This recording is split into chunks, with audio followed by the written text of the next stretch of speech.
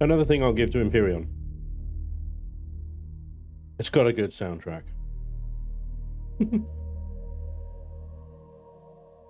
Hello, everybody.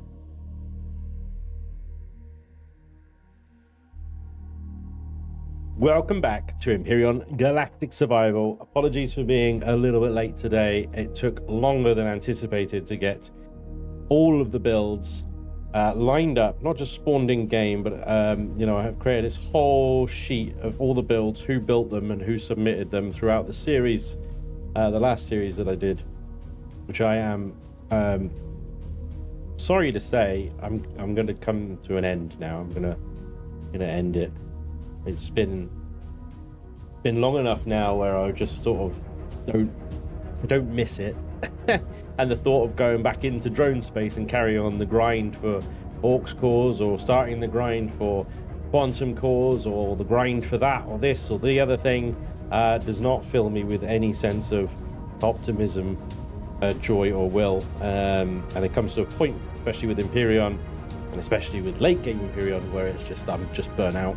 I can't bring myself to do it anymore. So I'm putting a pin in it. I'm saying that's done, and that's going to be disappointing to many of you, and I'm sorry about that.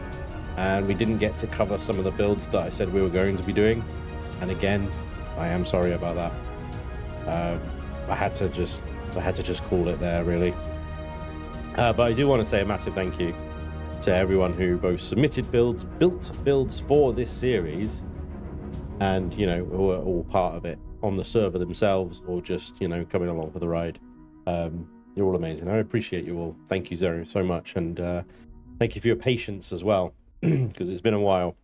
I think I haven't really kind of accepted the fact or faced the fact that I was done with the series, so I hadn't done this stream, because I say, oh, I'll go back to it, and I keep putting it off, and I keep putting it off, and at some point you just got to admit to yourself, no, I'm done. I'm done. I can't do it anymore. After sort of going on 7,000 hours of doing content on this game, I'm burnt out on it so quickly now. Like, I used to be able to go through a full series of Reforged no problem, and now it's just, oh god, I can't do it. So Empyrion will be back, don't worry, it will be back. I'm not putting it down forever. I'll be doing build showcases and stuff like that as the game continues to march on, and we'll be back with another series of Reforged, but it will be a multiplayer series, so at least I have somebody there with me who can do all the crap that I don't want to do, basically. Anyway. That's all to come, so don't worry, Empyrion will be back, and we're just gonna park this series and move on. There's other reasons as well. The server is a little unstable at the moment. There's a lot of bugs with things transforming into the wrong blocks, ships disappearing, and all sorts of stuff, which happens as a save game gets older on a multiplayer server, and it just becomes a little unstable. And there's been a number of updates, both from Elion and from Revian and Vermilion, and mostly it would ideally require a whole new save game to really integrate them in to the Broken Eden server. So I'm looking at, now that I've decided to end this series, I'm now looking at the prospects and possibilities of wiping it and starting a new season. But there are active players on the server, so I will consult those, at least for the time being, before I make a decision on that one. We've got a lot to get through today. So first of all, thank you very much for joining me today. Let's say some hellos. We've got Hey Prime, Hey Gamer Trojan as well. PFC, welcome along. Sizzlack, thank you very much for running interference for me while I was delayed. Appreciate it, buddy. Caseberg, Satan Twister, welcome along. Hey Stu, how you doing, buddy? Who else we got? Scrolling down. LD, goody. Hey LD. Your name comes up a few times in this list. Prince Casper, welcome along as well. Trekker, good to see you. I find your lack of faith disturbing. Darth Vader, I've been expecting you. Hey Nocturne. We got Arubor over on Twitch. Welcome along. PFC, welcome along. Prime, Duck is Soul Gaming. Hey. Kikidak over on Twitch as well. Merlin over on Twitch. The grind is a game killer. It really is. It can be so bad when you're solo and stuff. Hey Gabby, good to see you, Gabby. Thank you for coming along.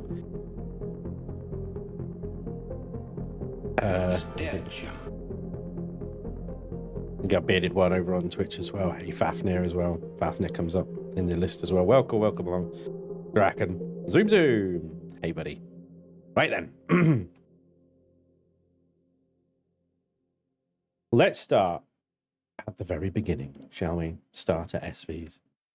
So this series, as you know, I asked people to submit builds that they would like me to use during the series. That's why there are so many, because there could only be one successful sort of candidate, as it were.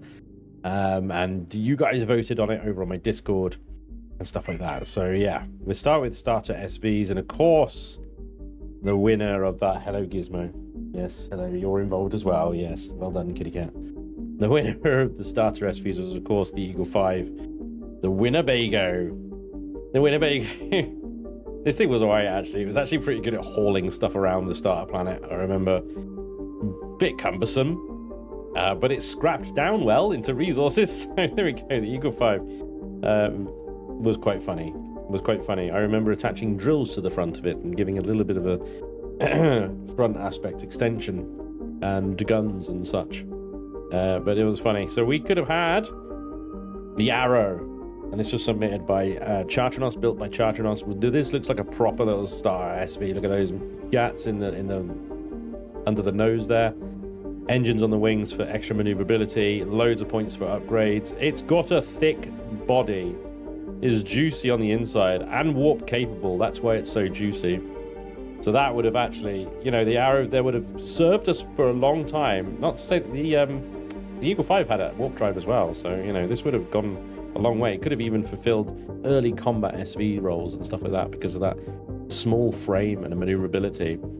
The muzzle by Nothamol was also submitted. This was privately sent to me, so I don't have a link to it.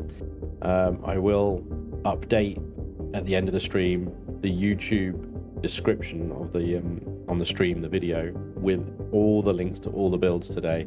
I haven't had time to do it, but I've got it all in a notepad. I'll copy and paste it over. And but this was privately sent via DM, so this was not a link on the workshop. And as you can see, it's missing some bits, and I wonder if that's like some updates or upgrades rather. So this is an upgradable little machine, single gap. Very cheap, very cheerful. Would have been great to start off with. Would have probably had to been replaced for a while, but yeah, very compact. Moving on, this is the Worm C1 Miner. This is built and submitted by Moobear. Now I'm going to go quite quick here, guys, because there's so much to get through. So apologies if I'm not looking at stats and things like that, not test driving every single one of them and things like that. We're just having a quick look and moving on. So this is the Worm C1 Miner by Moobear, and a typical Moobear, it's a good looking boat. You've got upgrade spots for weapons there. 8 drills on a starter SV. Madness. Brilliant. Madness. 60 cobalt ingots. So, you know, very, very doable. Really good looking. Little hatches. Yeah. It's about as much armor as wet paper, though, as you'd expect from a starter miner. This would have been brilliant, you know, over the Eagle 5. This would have been so utilitarian. It would have really enabled us to get a lot of resource very quickly early on. We could have really accelerated. I feel like the Eagle 5, although it's a good at hauling and shuttle and run around and stuff like that, we had to get another SV in just to do the mining, because that thing was incompatible, shall we say, with mining. This would have really kind of accelerated us past that early game resource challenge. This is the BIX Willow, built and submitted by Boods. That's with a D, not boobs, with a B. And this just looks like a Star Wars speeder. It looks so cool.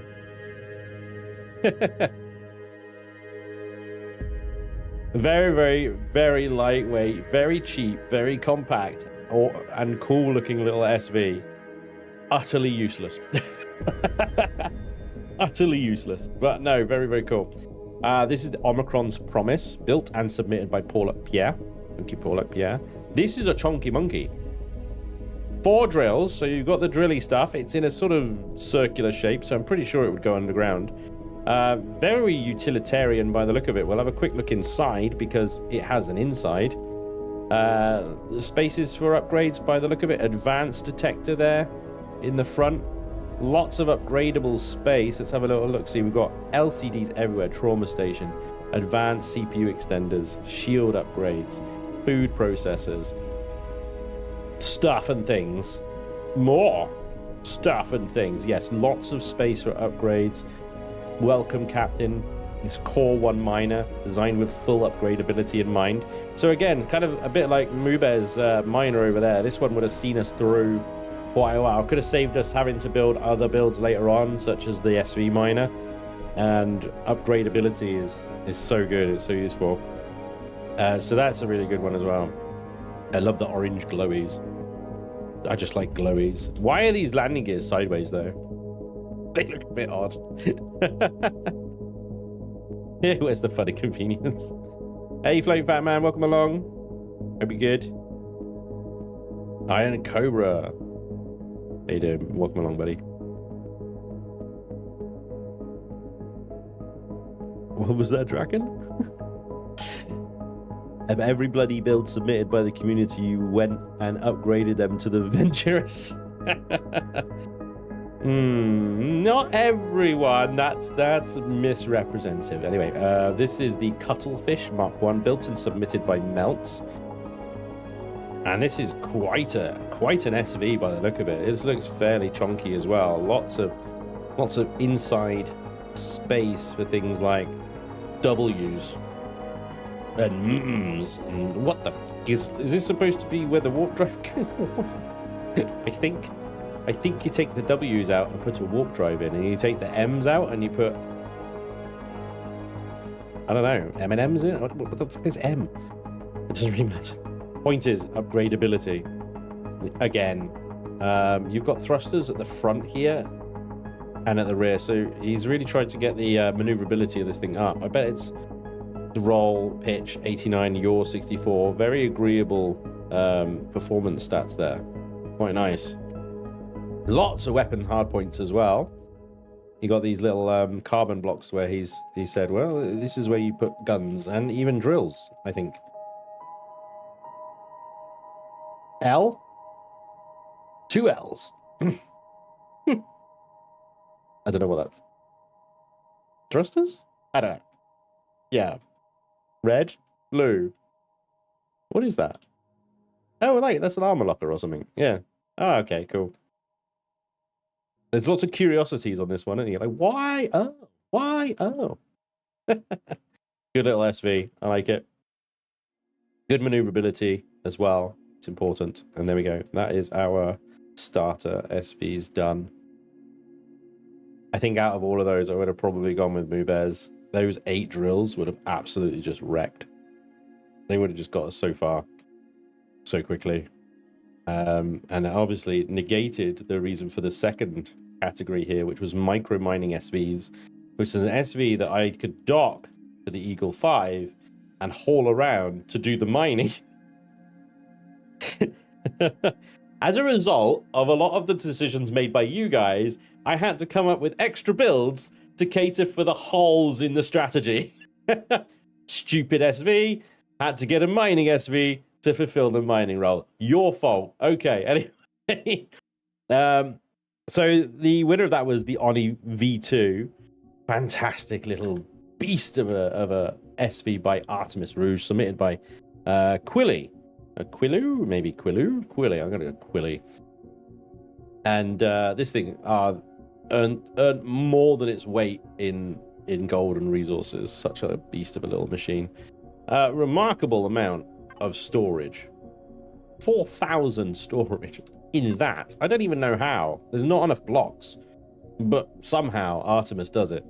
And there's the V2 Oni, and we even upgraded it, I think, with extra drills and stuff. So super compact, super maneuverable and effective. Very good little miner, and perfect to slap on a wing of the Eagle 5 and take out to do a bit of mining. It was brilliant. It is a TARDIS. Yes, exactly. It is a TARDIS. Reclove over on Kick. Thank you very much for the follow. Welcome along, buddy. I put M&M's in. Yes. The name is Quilly. Thank you, Sislak. Part of the Ghost Hunter faction alongside Ghost Dragon and myself and Goop. Oh, there we go. Fantastic. So that was the winner, and then we could have had the Tunnel Bat. Have I got that right? Have I misspelled that? Is it Tunnel Bat Mark V? Tunnel Bat Mark V. Built and submitted by John and Wales. As you can see, does not come standard with drills. No, we must add the drills. However, there are many spots for drills. Lots of reverse thrust as well, so get it out of the holes that it digs itself into. Based on the drill positions and the hull, I would say this thing is good enough to get itself in and out of holes that it digs. A good miner. Solid. I don't like the texturing. I don't like this block texture all over things. It just makes it look like it's made of blocks, which, you know, just reminds me that we're playing Minecraft in space. But there we go. That's a personal thing. It has got a harvest controller of 6969. It's the perfect size. Do you think he did that on purpose? I don't know. Maybe. Double armor locker. Super redundant. Trauma station on the other side. Yes. Hatches for access to the box and a fridge. Very practical. O2. Giblet box. All your giblet access to add more giblets. Lots of space inside for warp drives and stuff like that. So again, upgradable. Decent miner. Yeah, it'll do. Oh, and a side dock. I like that. That's a good idea. Next up is the Fanes by Movado, submitted by Skyfun. Thank you both, Movado and Skyfun. This is a micro miner. This is not much bigger than the Oni, except it's got 2 drills instead of 1. Looks like it's got a little bit more thrust. Let me see. Fanes has got 3945 bigger, slightly bigger SV with slightly less storage. How does that work? That's Artemis for you. That's what he does. He drives people crazy. Yeah, this is a nice little SV. Very, very good. Fridge, Wi-Fi, drills, job done. Good. Thank you, Movado. Next would be the Roughneck, built by Nexus. This one's submitted by Sislak. Thank you, Sislak and Nexus, for this one. Little gun on the nose. It looks like a mining TIE fighter. Again, drills optional. Must be added later. 4 drills. This one has got, this is the Roughneck, has a storage of 4641. Good to see that it is more storage. Con for constructor, because you've got an oxygen station on that side. Single landing gear. Good, yeah. And a little nose. A little round nose that you go boop. Boop. It's cute. I love the little TIE fighter wings. It's great. It's nice because there's so many miners that are just like, meh.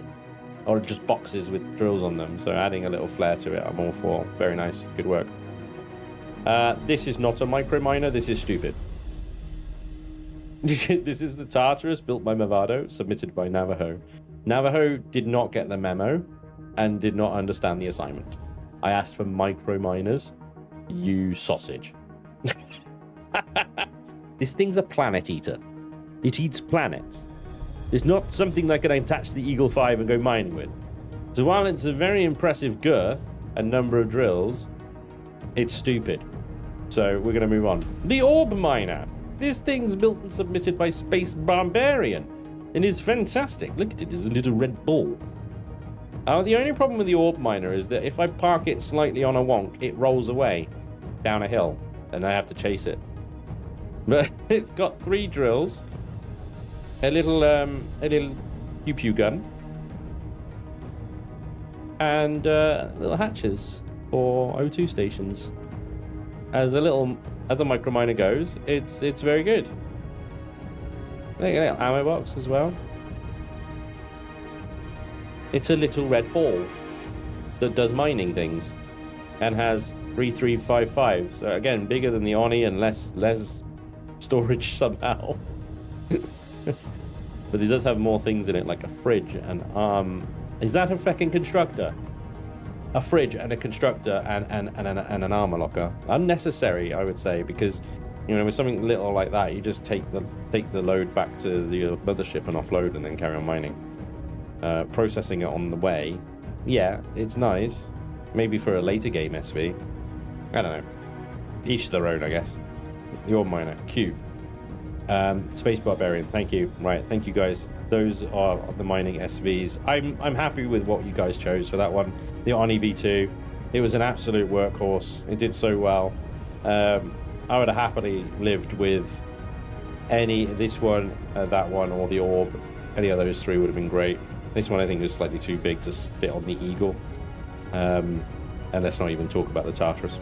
That brings us on to start our CVs. Artemis had to sell their soul, that's all. It's a Christmas bauble. Yes, probably. Though. Starter CV. Arguably one of the most important builds in your playthrough. What CV to choose to start from? This is a CV you're going to be with for a while. It's going to be a gateway to, you know, more resources than you've ever had before. Higher level resources, rare resources. It's going to be the gateway to trading and getting really into the mid game and starting to unlock things that can only be accessed by traders or by pirating. And you mother duckers chose that piece of shit. How could you? Why? Oh, you think it's funny, do you? Oh, yes, we'll give him a ship with his silly fucking face on it. There you go. Spanj, good luck.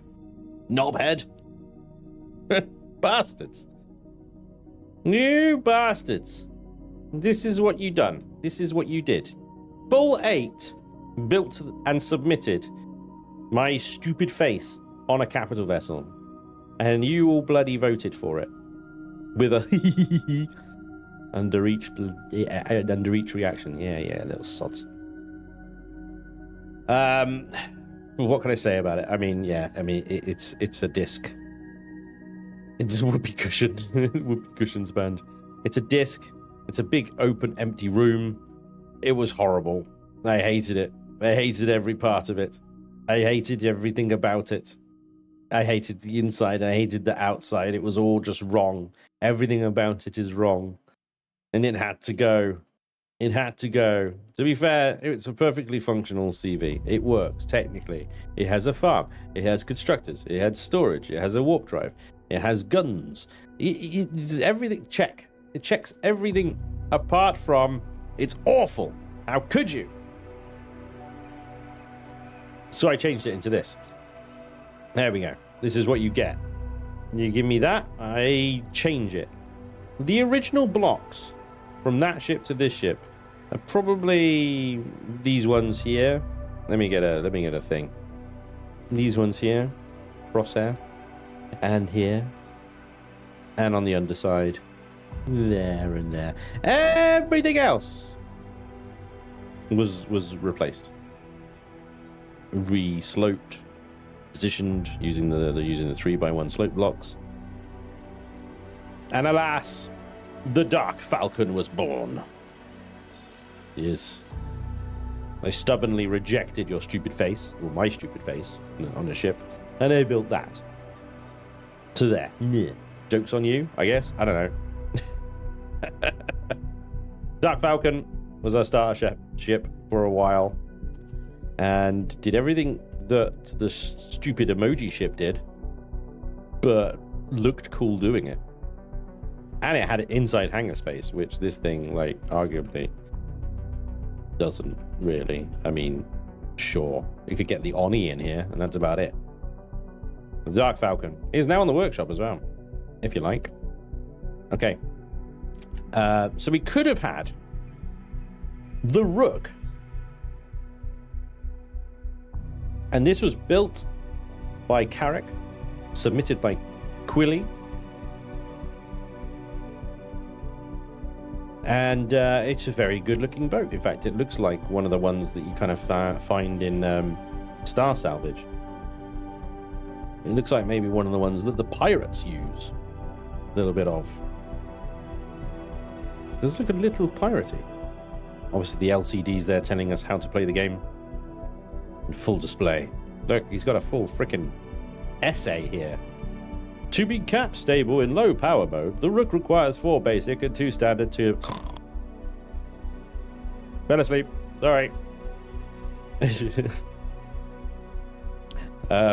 a good looking boat. It is a very nice looking boat. And we've got a little hangar bay here. Yes. Excellent. Good. With all the big, yeah, oxygen and storage and lockers and stuff. Somebody's thought about it. They thought about it. They thought, oh, well, you're going to come here and then you're going to need to breathe. There you go. And this is backwards. I can't read that. It's a teleport upgrade. All you need to say is a teleport goes here. Salvage the 6 walkway blocks on each side. Install hydroponics go here. Done. He likes writing, doesn't he? He likes a lot of writing. Medical. A shower. Good. Excellent. A box. The core. Painted in red.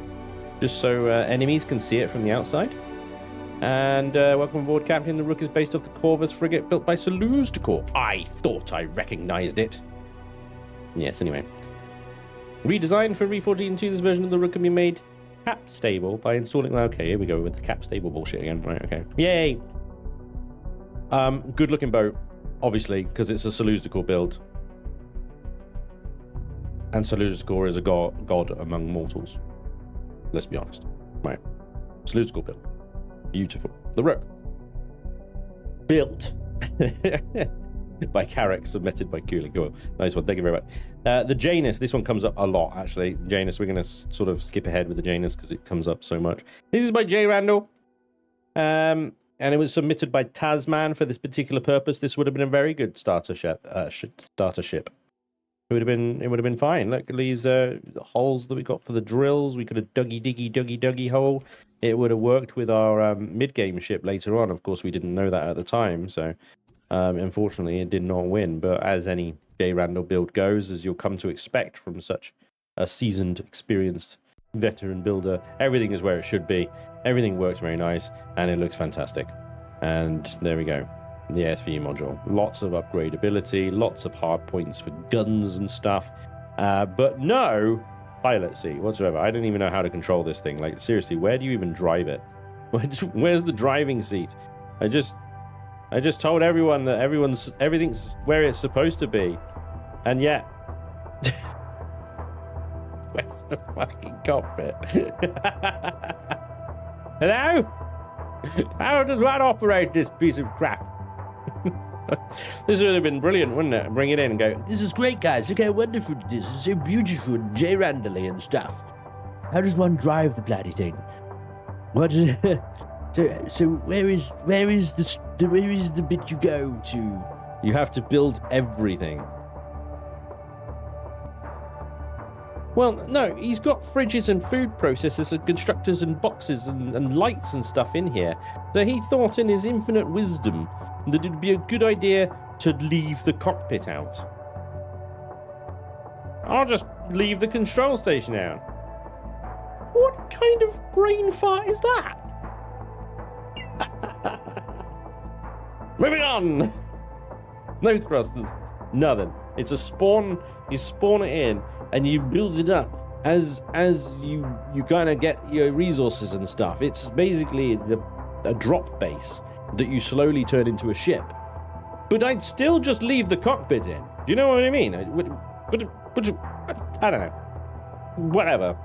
He's clearly got a vision, and I don't understand it. And that's fine. Next up is Alone in the Dark, which is an interesting name for a build. But this was built and submitted by Mabdeno. Thank you, Mabdeno. Nice spot for a water closet, yes.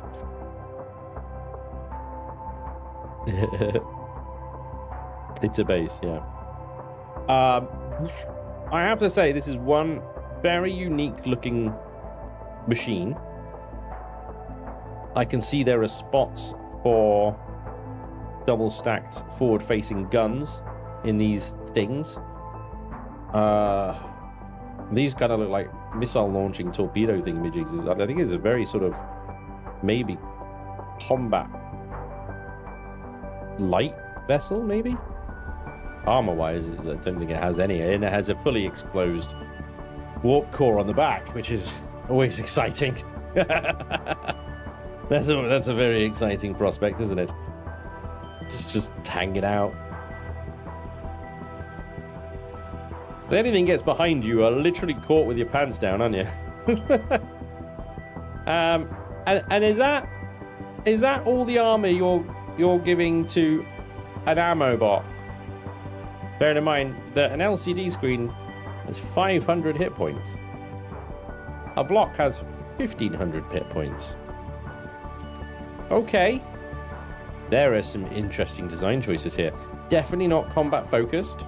Despite its aggressive looks, it is not combat. In fact, it's allergic to combat. I think it would spontaneously combust if it was to enter combat. We have got a lot of colors. Gentlemen, we have got a lot of colors in here. Somebody really likes the color tool. They really like spraying that all over the place. And just, yep, everything must be colorful. Color, color, color, color. Boxes, core. Okay. You have to EVA to get to the back bit. Advanced. Advanced. I am.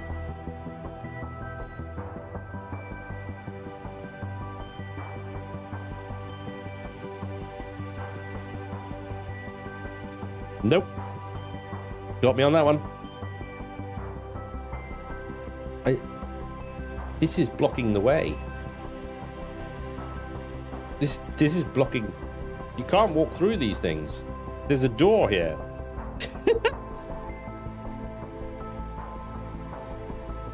Okay. Green. Okay. I can see why it's alone in the dark. It has no friends. Nobody talks to it. It's just a little bit weird. Intermediate cores and advanced cores. Right. CPU upgrades. Okay. Gotcha, gotcha, gotcha. Okay, thank you.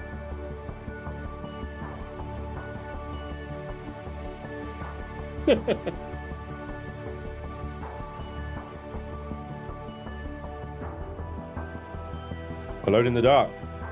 Mabdeno. Thank you, you lunatic. Right. Medusa. Built by NT. Submitted by Sermi. As you'd come to expect from NT, it's gorgeous. The block work, the texturing, the lighting. It's just bloody beautiful. You'd love to look at it. Upgrade points, hard points everywhere. You can upgrade these thrusters to large, for example. You can add turrets to these points here. This looks ripe and ready for plasma turbines and stuff for power saving purposes. Turrets on the side, more hard points on the top, place for the large radar if you want it. It's got the standard one by default, of course. Yeah, just good block work. This would have been an absolutely amazing starter vessel. I'd have been very, very, very happy with this. Would have been most pleased. And, you know, the looks continue on the inside. Look, signposting.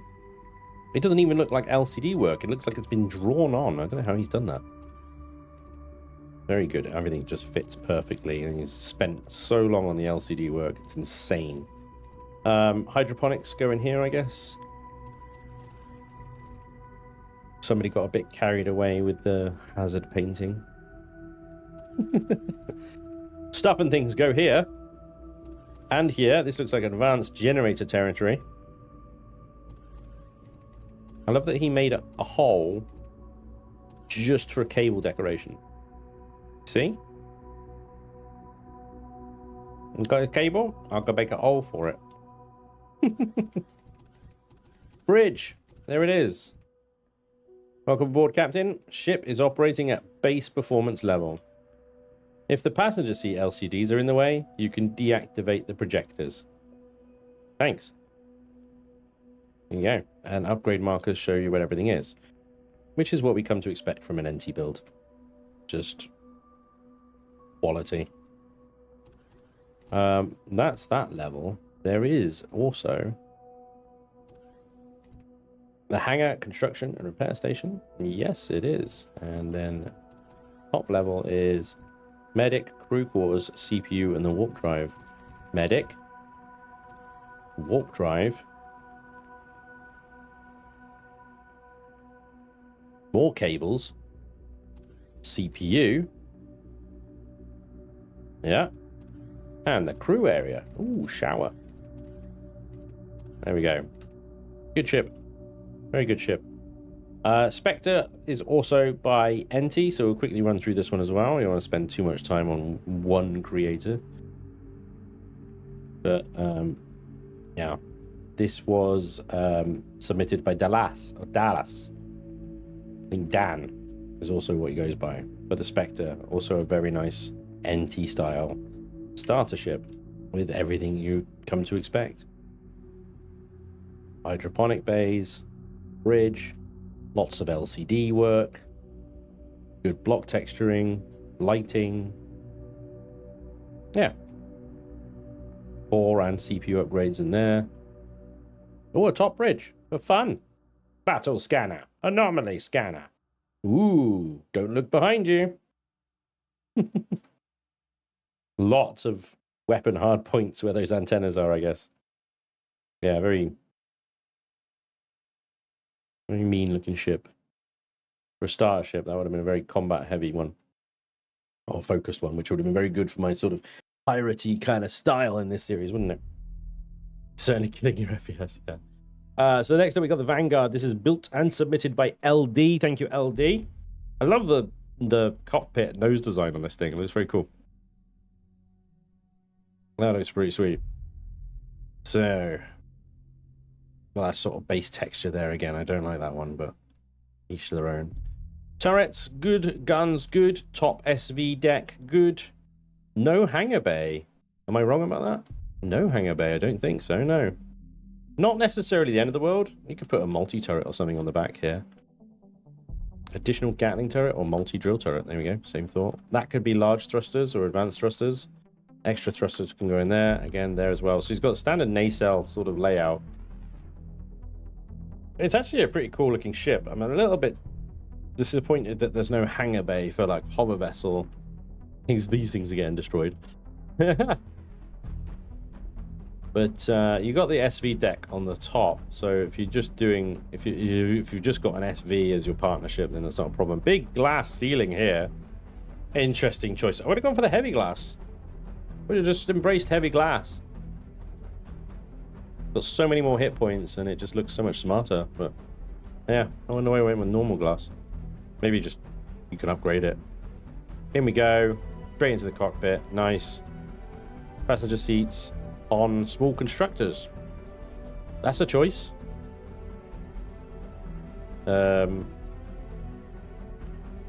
Stuff and thing design. Yeah, okay. It isn't about luxury, it's about loyalty. When every credit counts and every bolt matters, she'll get you home. There we go. Got storages here. 32,000. Large advanced constructors. So LCD work. Everything's sort of crammed into this space then, isn't it? Hydroponics, full medical. Floating LCDs. This is a complete your own diary thing, this one right here, isn't it? Next stream span upgrades the ships he just roasted. Right. No, that will never happen. Okay, we go down here. We got our front detector. Good. There's actually quite a lot of room down here then. So this is what makes me think maybe it could have had a hangar bay. Could have maybe like moved this around a little bit. Warp drive. And yeah, lots of upgradable bits and bobs. An entirely functional ship.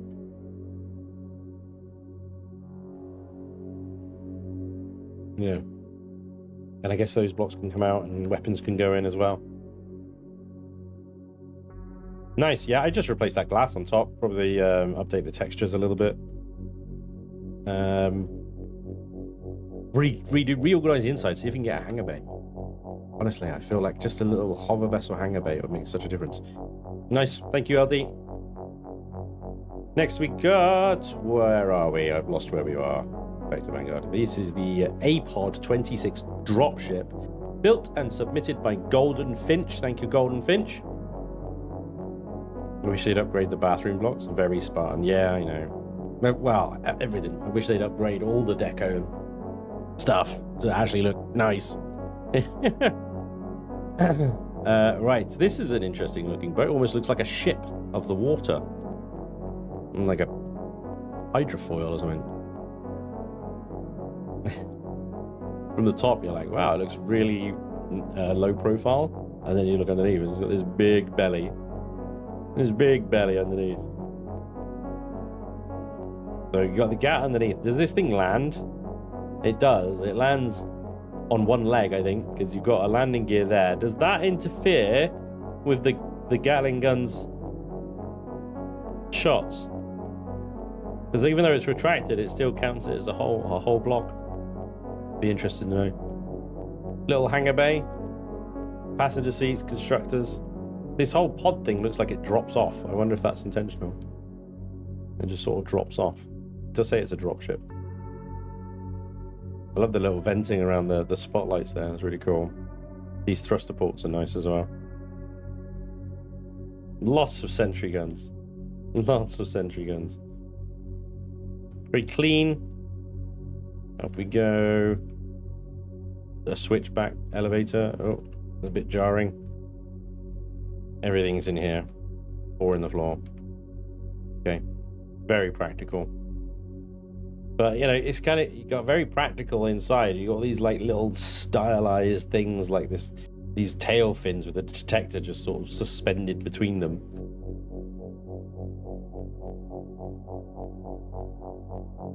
Somebody's had fun building it, but didn't necessarily have the time to finish it. Maybe. Very nice. Next, we've got the Scarab Tremor, built by J. Randall. This one's submitted by NetApp. Or NetApp. J. Randall build, so, you know, it's gonna be pretty. I mean, it's pretty ugly. What are these? Look at this. Clipping into each other.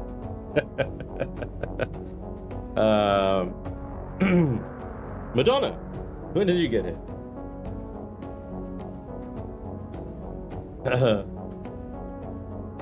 That's right.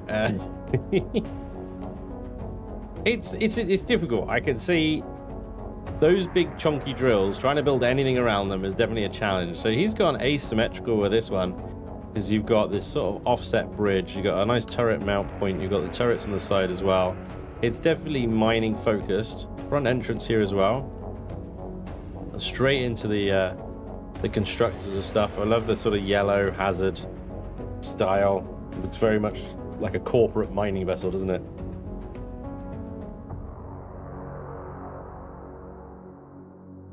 Little nooks everywhere. That is the warp drive behind you. There it is. And that's a rear access door. Fuel tanks in the ceiling. Up we go. Go straight to the bridge, I'm guessing. Yeah. We have our control station. We have BB. Biobed. Sweet landing bay. Okay. What it lacks in functionality, I mean, you got constructors and stuff. You don't have like a full medical suite that I'm seeing it, unless you can cram that into the bridge.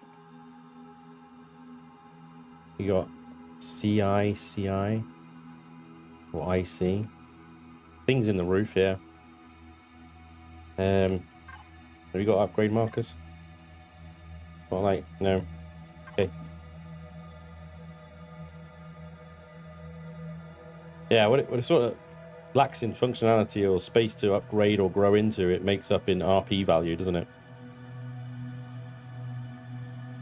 It's a cool build, but it's a limited build, isn't it? Captain's Porcelain, yes. Basic CPU extenders. Okay, fair enough. Looks like it's Caterpillar dump trucks, the giant ones, yeah. It's Jay's experiment with mechanical drill starter miner. Yeah, definitely feels like an experiment. Cool build though, as you would expect from the J-Dog. The Hephaestus. I don't know if I pronounced that right. Hephaestus. Hephaestus 3. Cheap version, apparently. Built and submitted by Fafnir. Big window on the front. Fafnir wants you to see the universe in this thing. Spots of mining drills, I assume, in the front here. It reminds me of this sort of big sea creature with its mouth wide open. Just going to absorb resources now. Some block work and texturing around the outside there. Some thrusters, like one thruster. There it is. So you've got a lot of upgrading to do. There's a lot of space here for bigger thrusters later. Again, on the top, you've got one thruster. This thing is operating on one thruster in every direction, I think. Well, two lifts so far. 3, 4 lift thrusters. 1 reverse, 1 forward, 1 left, 1 right, 1 down. Repair pad. Radar. Sort of open hangar. And straight in to the red carpet. Ah, somebody likes color again. You guys, I need to get Elion to ban the color tool for you guys, honestly. So, thruster upgrades. Big space. And this enormous bridge and viewing area. There's a huge amount of space in here. Like, just for upgrades, I guess. Crew quarters, bathroom and shower, kitchen. Yeah, huge amount of space in here. What have we got here? The core, of course.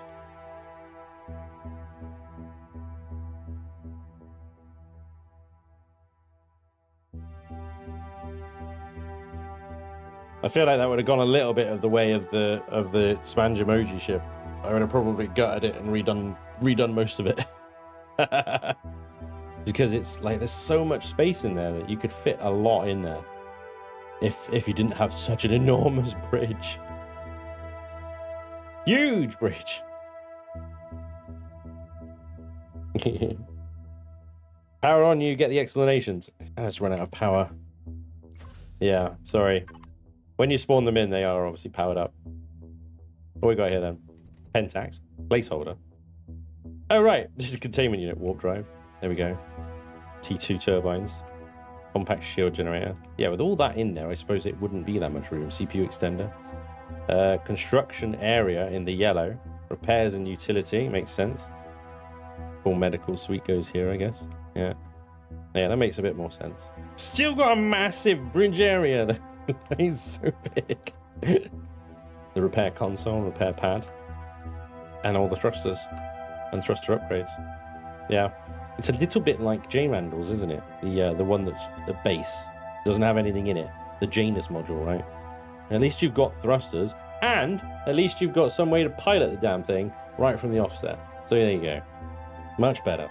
Yeah, the hang on, I just got to sneeze to pronounce it. Hephaestus. There it is. Sorry, the Hephaestus. Thanks, Fafnir. Where are we? We are at the MAV, the MSAC MAV, built and submitted by Shinobi. That guy. Yeah, that guy. Decided to throw his hat in the ring of starter CVs. And he's got like this quadcopter hover thing going on down the bottom. And roundy poddy nacelly things going on around the top. She has got some curves and a lot of cushion for the pushing. And a stupid window at the front. What is this? Why? Look, come on, round it off, at least smooth out the edges and use heavy glass. Come on, look at these, these lips here. Yuck. What are you doing? What are you doing, What do you you got indicators on this thing? Wait, you gonna tell the universe you're turning left? What is that? Where is there a gap here? What is? What did you just run out of blocks and you go, that'll do, fuck it. Heavy glass is OP. It seems like a ship from Star Citizen. You got upgradability in here. You can do your advanced thrusters, which is nice. You got cannon turrets, which is a stupid decision. You should always use Gatling because it shares ammunition with other Gatlings. Side thrusters in the middle, which would limit their effectiveness. They need to be on the outer edges, preferably. But I suppose you could add more thrusters in here, except the advanced thrusters would poke up in top of there. You'd probably have to remove those blocks, and certainly if you want them flush to the bottom and not interfering with the landing gears. These ramps are not on any kind of signal logic, unless I'm mistaken and the ship's run out of power, which it has. Let's fire her up. Try that again. Signal. No signal, minus points. You've got some good deck space on the top, but then you're limiting the turret's visibility and effectiveness because your ship's parked in the way. Also, using flak turrets on the starter CV is a little bit presumptuous.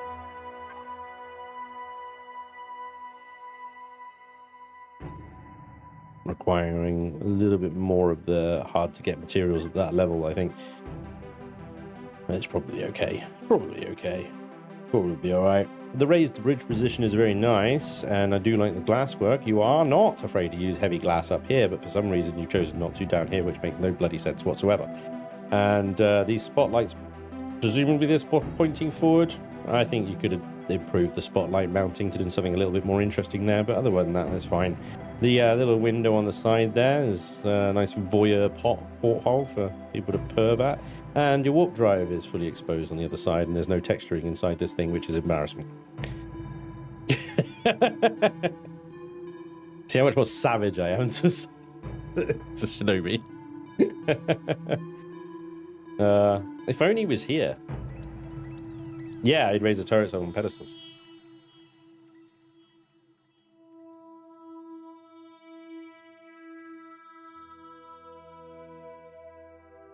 And then he's actually put a fair bit of effort in texturing in the inside of this thing. Although I would argue it's maybe a little bit too much going on here. It's very busy. These walls could be just a little bit plainer, and that would ease the eye tension going on. I do like the block work on the ceiling and the different colors and stuff going on. Too many lights. You'd probably just get away with that one and one at the other end there, and that would be fine. The gravity generator looks like it was added by mistake or as an afterthought, and you forgot to integrate it into the build and thought, ah shit, gravity. You're also using the largest gravity generator when actually there are much smaller variants that are available for a ship this size. Full medical? Yes. Why is that station facing the wrong way? Why are they facing the wrong way? Everything's facing away from you as if they're embarrassed to see you, or they don't want you to see you because they're embarrassed to be here. Maybe that's more like what it is. The warp drive up here is a great way of getting yourself radiated on the way to the bridge, which is fantastic. And there's a shield generator which appears to be floating. I mean, I like a floater as much as an X-Man, but that is a bit much, isn't it? Why are we here? And where the fuck is the bridge? Yeah. Old school ammo boxes. Oh, maybe it's this way. Ah, an elevator. Here's the garden, which is in an obscure shape, and why? 3x3 is the plot size. We all know that. 2x2 and 3 is not. And the bridge is up here, isolated, alone, naked and afraid, and has no support around it whatsoever.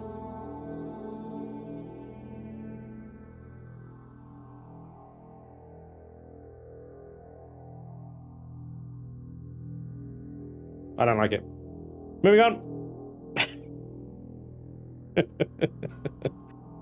Oh, if he was here, he'd be fuming.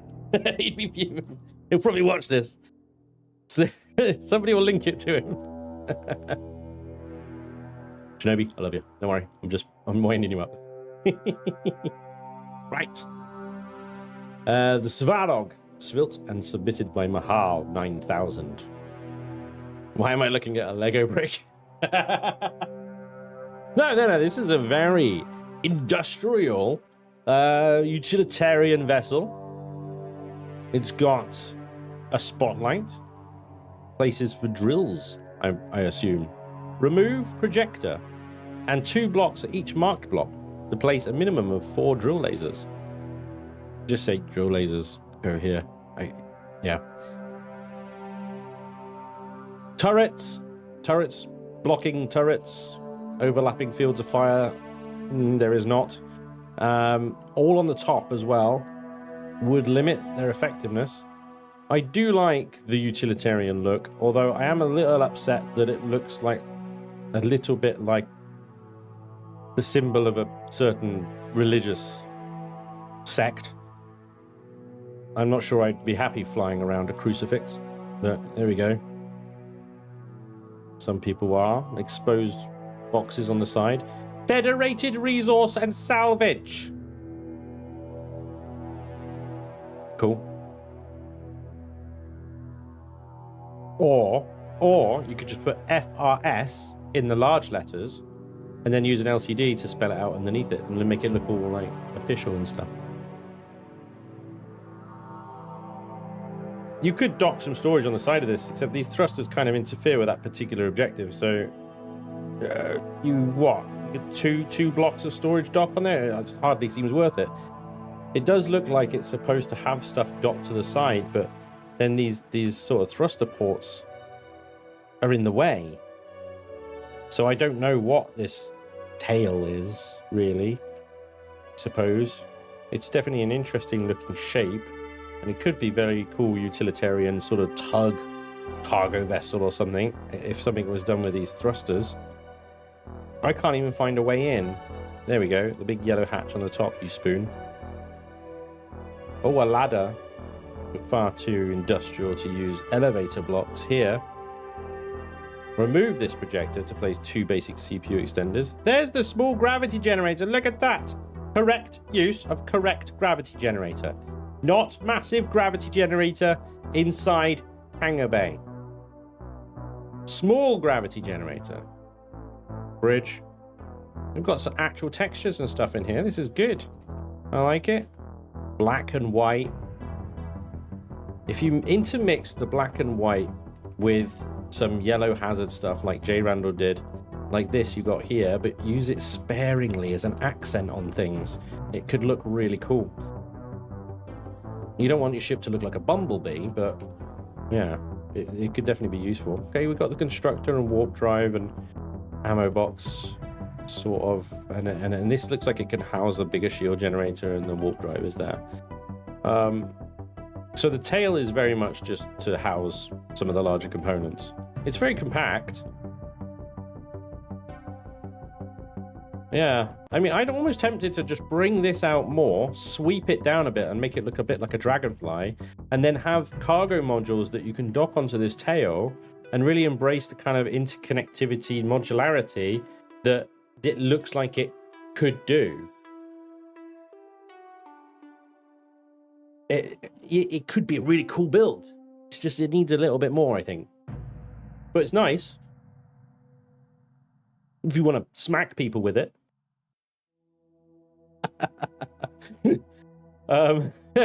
Thank you. That's the Svarog. That's by my HAL 9000. The hot dog stick. This is built by Blue Sword Tall, submitted by Xander. I think the less said about this, the better, really, isn't it? It's going to hurt someone's feet. They haven't even textured the starter block. This is just a starter block right there. Look, you can see the blue paint. In fact, is the arrow still on it? Yes, the arrow's still on it. Why replace the blocks of the starter block? Yeah, they're perfectly good blocks. It's server friendly. That it is. That it is server friendly. No hangar bay. There's a boarding ramp. There we go. Oh, look. No one was surprised. There's no texture on the inside either. That offline protection. Offline protection. Is this thing used on PvP servers or something? It's the ultimate kind of don't attack me ship. I'm too poor to have a nice ship, so this is a box. Please don't raid me. See, the problem here, you've got your missile turrets, right? Which are blocking other missile turrets. And why are your reverse thrusters just on the top like that? Oh, I'm not even going to. Whatever. Anyway, thanks for the hot dog stick, I guess. Oh, look, a real ship with proper functionality and, you know, built sensibly without turrets that are blocked by other turrets and things and stuff. And a hangar bay. Never underestimate the importance of a hangar bay on a starter ship. You've got multiple HVs and small SVs with you, usually. So having something to put them in is brilliant. This thing is not optimized for Reforged Eden 2. I haven't redone it for Reforged Eden 2.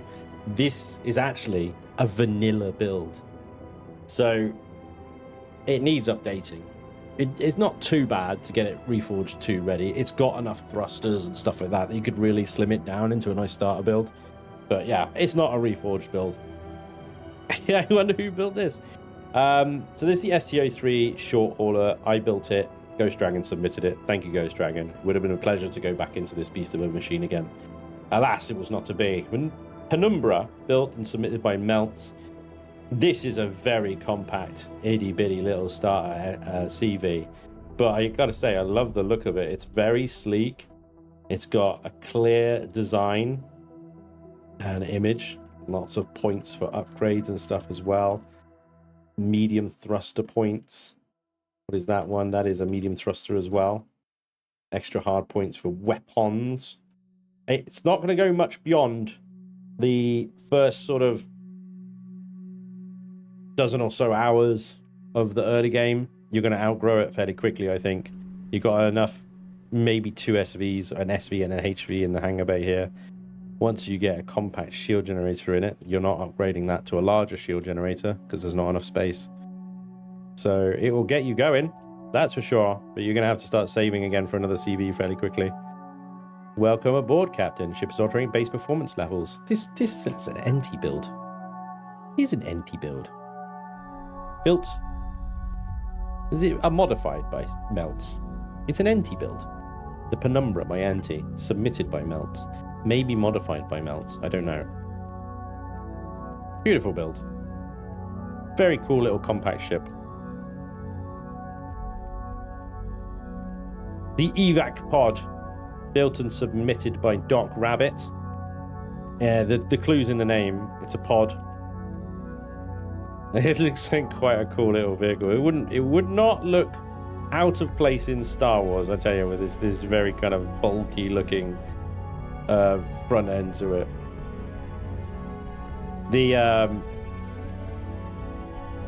The stuff just bolted to the bottom of it is a little upsetting.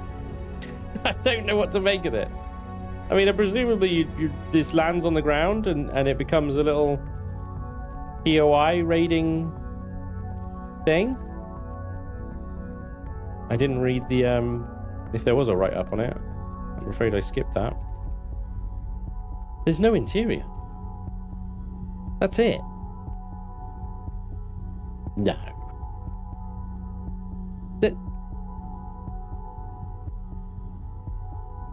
That's what?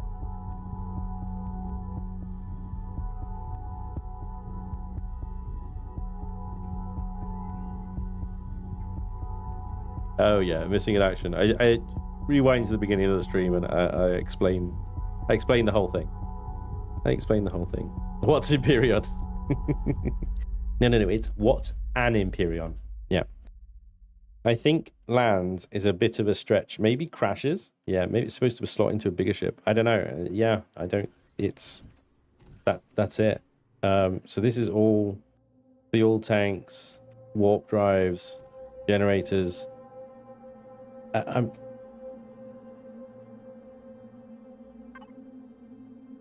does have an A34K container somewhere. Oh, there it is. Got a couple of them. Ammo controller. Does it even have guns on it? It doesn't even have guns. What are you ammo controllering for? In case you want to add a gun. Where? Where you put the guns? There. That's literally it. Maybe sentry guns. That's not a starter CV, is it? Let's be honest. That's... I don't know what that is. That's like an emergency POI recovery / dropship thing that you drop from a CV. It would have been probably quite entertaining for you guys to see me having to deal with that thing as a starter CV, that's for sure. Driving around a little friggin' van.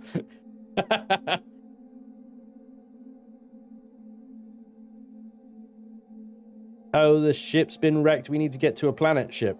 Yeah. The escape pod is in the title, yeah. Yep, AI generated. It's a pod. What do you want, a 5-star hotel? Well, I was expecting a little bit of stuff in it, other than just like, yeah, pod's fine, but what? You got a fridge constructor, a med station 02. There's not even an armor locker here. How are you supposed to swap out your armor mods? And you standing here, right? Let's say the ship's landed. You sit on the ground. You stand here. I gotta use a shower to cool down. Oh fuck! It's not working. Why is it not working?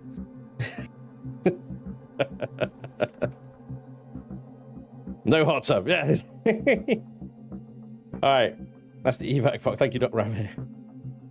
Maybe I've never come across a situation before where I would need something like that.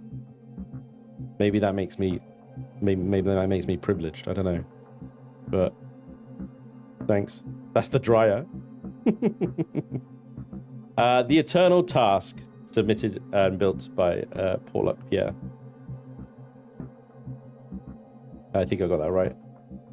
Yeah. The Eternal Task is a starting miner. So these antennas can be swapped out to drills and it'll become a very effective miner. Looks like we've got some slots here for extra thrusters and stuff like that. I love the trench down the side and the sort of shell around the outside look. Always a fan of that. More space for more thrusters on the back. We've got some guns. We've got more thruster spots. We've got some LCDs. Let's power up. See what we've got going on here. Multi-turret radar. Okay, multi-turret or radar and or both. The GATs on the back as well. No GATs on the bottom. We've got lots of hard points for things. Next to the landing gears, possibly sentry guns. And again, more thruster upgrades. So, okay, lots of upgradability. No hangar bay. There is a hatch here, however, for entrance from the ground level. Glass floor. See, the problem with the glass floor directly above the warp drive here is you still get the radiation because you're within one block. You also get the heat. And if that is an advanced generator across there, if you ever need to walk across here, you're going to get incinerated. Unless the ship is entirely powered off when you do it, I suppose. You've got everything else you need around here, though. Medical pit. Another pit. Shield boosters. Okay, cool. Shield boosters in here as well, yeah. Boosters go there. Every little bit of space has been accounted for by the look of it. That's good. Probably could fit an advanced shield generator in there. Appropriate gravity generator size being used. Love to see it. Eternal Task ready for basic use to start a vessel. She has access to basic functionality. If you wish to upgrade your ship, you can become a capable mining ship. Upgrade markers. Remove the corresponding LCDs, blah, blah, blah, blah. Early mining eventually, and add a tool turret to the ship. Safely docked to the top and side of the ship. So no hangar bay or specific docking places for things. Just slap them on where you can. Just slap them where you can. Basically, dock where you can. Would have been fine. Actually, with the mining capabilities of that thing, very easy to set up as a miner. That would have really accelerated resource gathering quite quickly, so that's a decent one. That is good. The Dark Lander now, built and submitted by Big Feet. It's very dark. It's darker than my Dark Falcon. Although I do like this kind of like capacitor looking gold going on here. That's nice. Good touch. We've got some turrets nestled in there. Let's deploy. There we go. Sentry guns, GATs. It's the correct turret to use. We've got points for weapons or mining upgrades, maybe. cannon turret is the incorrect turret to use. This looks like it would fit an SV quite nicely. Got a hatch here. Oh, right, okay. And on the other side. Right, that's unexpected. The hangar bay, look at that, little hangar bay. Nice, probably fit 2 little HVs in here quite snugly. Core extensions. Upgrade to Core 4. There's the everything. There's the everything you do. Another entrance. There's lots of ways in. Production, ATM, very important. Easily forgotten, done it myself. Oh, a garden, a farm rather. Oh, that's the way in from the roof. Good. You've got some turbines here already, so you're already saving power. Why, this is one of the only ones that still had power, and the other ones had all run out. Another farm. Storage. Medical down the side. Showers and toilets. Secret hole. And stairs up. Yeah. I don't know, it's just me, but I'm genuinely a little bit more of a fan of stairs inside a ship. Because the elevators just screw up the direction you're looking so much. Like, you enter it in one direction, you come out looking another direction, and then it spins you round. And then you're like, what the hell's going on? It's so annoying. So I much prefer stairs. The detailing and textures and lighting in here is really good as well. The block work is very nice. The interior space here, it's really well done. The angles match the exterior as well. And then we got a bridge, a couple of passenger seats, so I ditched them and put something useful up here. Very basic Spartan looking bridge. And then it's completely black. Thrusters can be upgraded to advance those. The great thing about Reforging 2 is that you got thrusters like this. You don't need necessarily to upgrade them to the advanced ones, which are the 2x2, the big chonkers. If you have the resource to upgrade them to plasma and subsequently antimatter, you can get equivalent sort of thrusts out of them that you would get out of the larger ones anyway. I don't know what this is, but I love it. It's just like a little landing light. It's nice. It's good. Yeah, the space used inside is used really well. There's not a lot of wasted space in there. Everything has somewhere to be. And the fact that you got 18 plots inside that thing, that's really good. Very nice. The Darklander by Big Feet, thank you very much. Last of the mining ships now. Is this the mining ships or the starter CVs? I can't remember what we started. These are the starter CVs. Christ, we've got so much to get through. Okay, let's pick up the pace a little bit. The Sidewinder. And this was built and submitted by Icky. And as you can see, it's based around this huge honking drill. So again, we got a very sort of practical looking vessel here. Lots of thrusters. Lots of visibility from the captain's chair. We don't have stairs though. We just got to slide our bums all the way down into the area where everything is. It's all just here. There we go. This isn't like a constructor room or a med room or quarters or anything. It's just all here. Gravity generator. Just slapped in the middle of the room. There you go. Don't see that very often, but RCS is okay. Big hangar bay though. Big hangar bay. Lots of room. There's the shield generator as well. Lots of room. More thrusters. It's just absolutely stacked with thrusters everywhere. Oh my god. And cannons that are not covering other cannons. Look, you see how they're stepped up? They're not just behind them. That one and that one can fire forwards. Back from sort of a forward position here, we're being shot at by 7 GAT turrets. It's gonna melt stuff pretty quickly. Quite an offensive miner.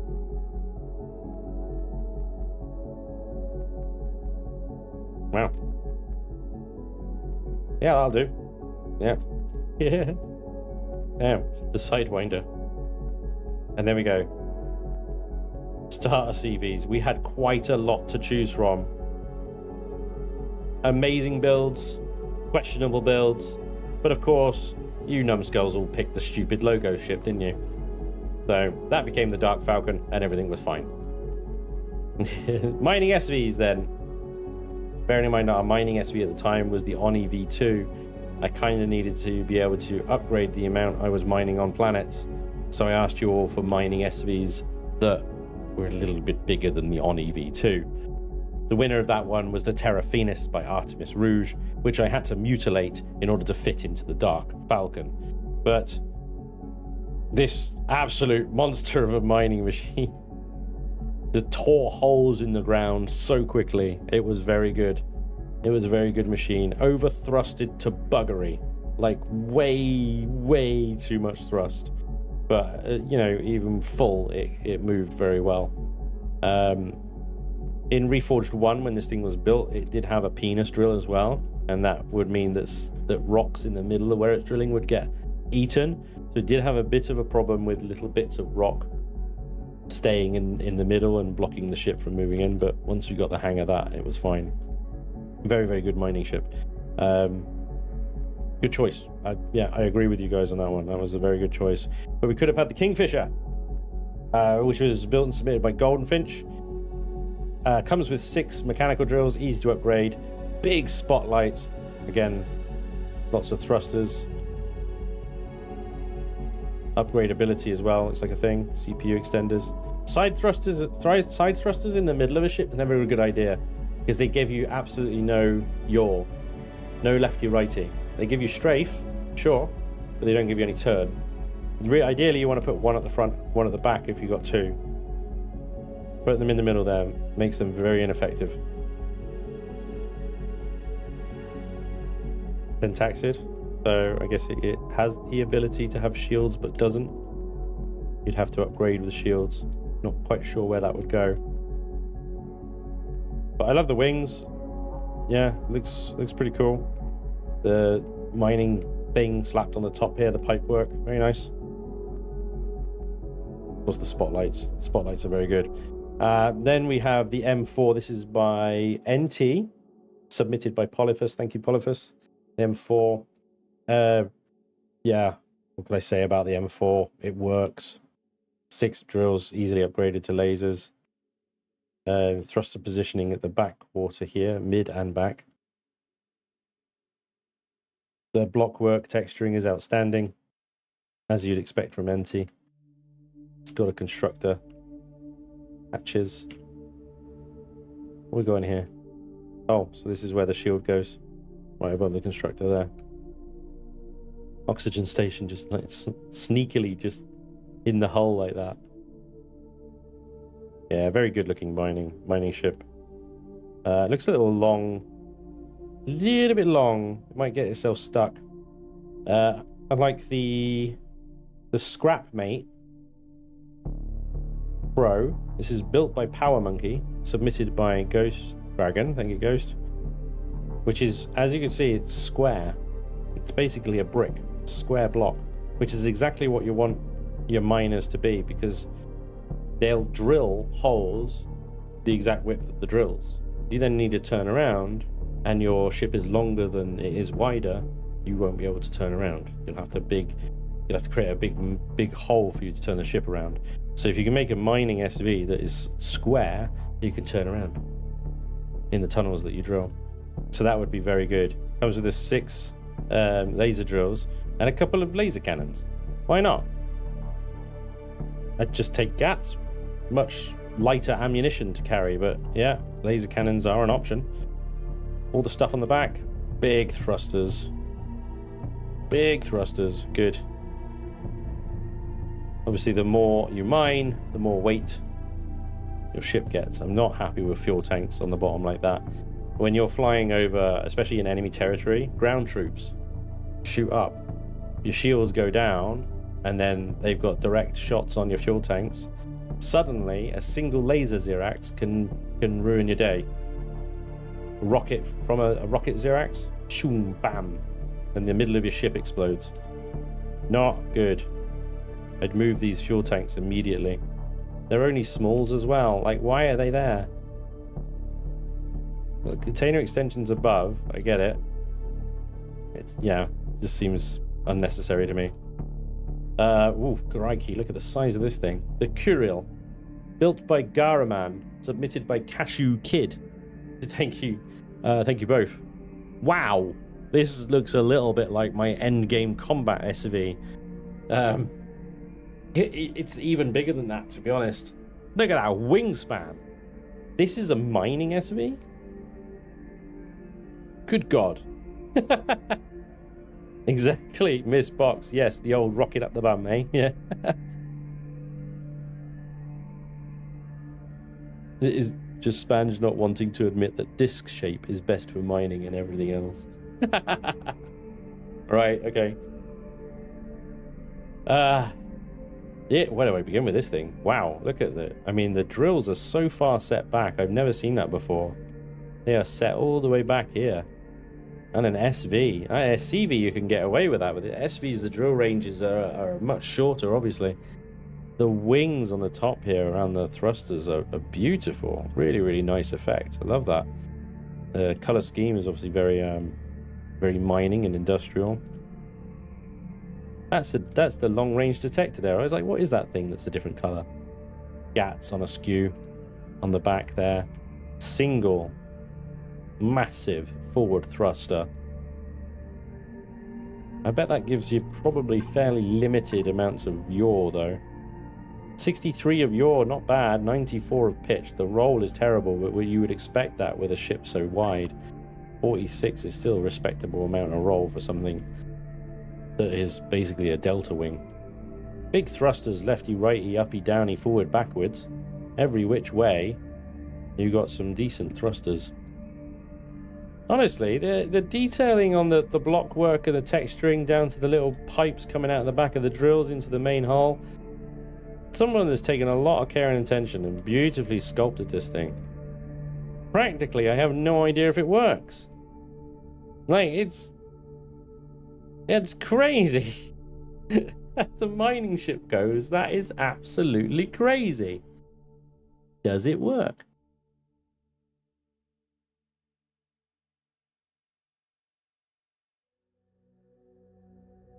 Seems like you're supposed to spin to mine.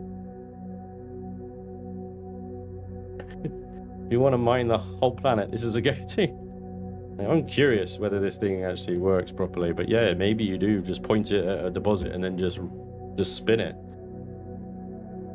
Ah.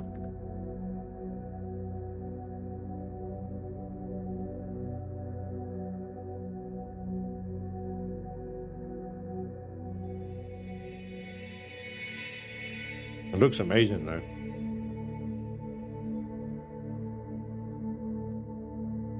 Talking of looking amazing, the Firefly by Anti.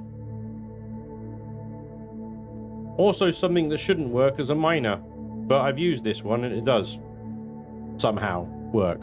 Again, you've got 5 mechanical drills here, easily upgraded to laser drills. Excellent wing work, block work, thrusters in all the right places. Yeah.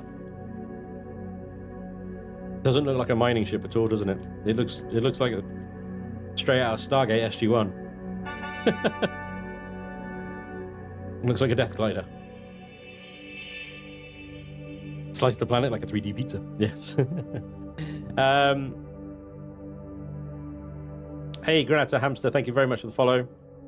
Hafiz Lambert as well, thank you for the follow over on Twitch. Sorry guys, I missed that. And Cladius as well, thank you for the 95 stream streak. I was going to tell a sodium joke, then I thought, nah. Good one. Nerd. Nerd. Rekoviv as well, thank you for the follow over on Kick. Appreciate you, buddy. Firefly is a very good NT build for a miner. That'll serve you well. The DR4 Civil Miner. Well, what does this look like, guys? This looks very familiar. I'm kind of drawing. It's definitely from something. Yes. Where have I seen this before? I'm not sure that counts as a miner, to be honest. This one was built and submitted by Chartrinos. Thank you, Chartrinos. Pikachu. It's not Pikachu. Would you like to know more?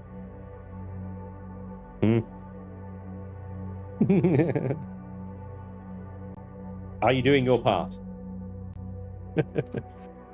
Pika, Pika.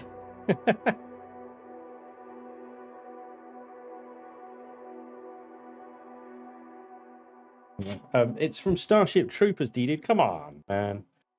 This is the dropship from Starship Troopers. So you got the lander pod here with all the troops in it. And the dropship drops them on. They all pour out and they start getting eaten by bugs immediately. There you go. Somebody decided that it might be a good idea to turn it into a mining ship. It's not a good idea to turn it into a mining ship. It's a terrible idea to turn it into a mining ship. What were you thinking, Chartrinos? If anything, this is just like a combat SV for multiplayer shenanigans. That's what it is. Why would you put drills on it? Stop doing these things. This is not going to drill anything apart from 2 holes on opposite sides of the ship, neither of which you can go any further into or do any drilling with. Don't get me wrong, I love the callback to Starship Troopers and the little drop pod here, and overall it's a great looking SV. It's not a miner. But thank you, Chartrinos. I love it. Thank you for doing your part. Okay, hard pass. I've always been very passionate about not being eaten by bugs. Except when you're playing Helldivers, eh? Diggity, built by me, submitted by Crazy Canuck. Love it. Awesome. The perfect mining SV. There's nothing wrong with it ever. It's amazing. Moving on to the silver. The Silver Salvager, built by Mavodo, submitted by Sizzlack. Thank you, Sizzlack. This one looks very silver. It also looks a little bit like a shaver, like with this thing in here. Is it by Rimmel? The best the man can get. Yeah? What is that thing? What is that supposed to be? 6 laser drills, lots of spotlights, lots of thrusters, some skulls, and some pipe work. Always a big fan of pipages. Thrusters are in all the right places, hard points for upgrades. It's got a very big bum. The CPU upgrades are just right there, right behind a shutter door. That seems fine. Perfectly safe place to put them. Probably okay. Shield, generator, no warp drive, that's fine. Don't necessarily need a warp drive. I'm slightly confused at the length of this thing, right? This thing's going to get stuck underground for starters because it's way longer than it is wider. Given its girth and size, I expected it to have a warp drive inside. I'm a little bit surprised it doesn't. Yeah, I mean, it's fine as a miner. You go in and out, in and out, in and out. You basically have sex with the ground until it submits all of its resources. It does have a warp drive. Are you mad? Am I mad? Oh, it does. Bloody hell, it's right there. Look. I couldn't see it. It does have a warp drive. There we go. Okay, so good. Its girth is justified then. I was looking through here and I couldn't see it. There it is. There it is. Fair enough, I'm mistaken. Yeah. Skip this one, Spanj. There is a gold version too. So the Rockhound here is there, built by and submitted by Melts. This is actually my cloud miner that he's modified into something useful. Hopefully, because the cloud miner was not useful. 8 drills, yeah. Good thrusters. Yeah. Taking away the interior space that I had. Warp drive, lots of storage, lots of CPU. For all the thrusters and stuff. Yeah, he's added a lot of storage to it by the looks of it. Taking away the interior space, which has then been used for more practical things. Taking away the guns as well. Has it got any guns left? Oh, it's got 2. It's got a gap. A single gap there. Which, to be honest, if you're planetary mining, as long as you're sort of sensible about it, perfectly fine. Thank you, Melts. Terra Phoenix 2. No, we've done that one. The Tremor. So this is built by Enti. It's submitted by the Grim Reaper. Tremor would have been a very good mining ship. Been happy with that. 6 drills, small, compact, maneuverable, fast. Yeah. Good looking. It's NT, of course it is. 10,000. 10,000. 10,000. Yeah, decent. Single gap for arm as well. That's the Tremor. That's by NT. Thank you. Grim Reaper for submitting that one. The Scarab SM1B is built by J. Randall, modified by Prime, submitted by Prime. Scarab, 4 drills, completely square. Look at that. Perfectly formed for digging holes and getting the hell out of them as well. Easily upgraded to lasers, single gat defense, detectors, spotlights, good thruster mountings in the right places. Is that the only side thrust? Really? What's the yaw on that? Nothing, because the power's off. Well, that's weird, isn't it? Never had that before. The yaw. Oh my god, J. Randall. Give me a break. The yaw is 83, which is really, really good. The roll and pitch and stuff is very high as well. Interior space, which is rare. Decent. This one comes with 6,500 storage. 4,000 less than NT's Tremor there, which is also square in profile. I'll let you guys decide. It's also got 6 drills. I'll let you guys decide which one's better. There we go. Thank you, Prime. This is the RI9C6 SV Miner, which rolls off the tongue. It's really memorable. This one's by Mubear, and I've come to sort of really appreciate Mubear's builds. He's got very good block work and texture work. Like the way he's using the armored glass here alongside the heavy glass, making this really unique looking window arrangement here. It looks really awesome. Use of color around the heavy glass as well, because it uses such thin lines of color. It makes it look very unique, very cool. 8 drills, nice big heavy thrusters, lots of visibility, which is great.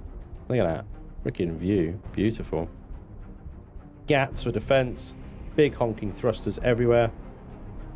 Excellent.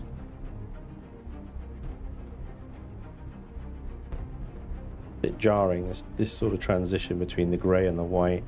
I'd probably be tempted just to sort of continue that grey up a little bit like that, so that you don't get that kind of gnarly little bit there, and then you just carry on the white everywhere else. But yeah. Oh, spot for a turret of some sort on the back there. Nice. The block work on the inside is really nice as well. This one's got, so we got the IC, the harvest controller here. 18,000. Holy space back, man. That's a lot.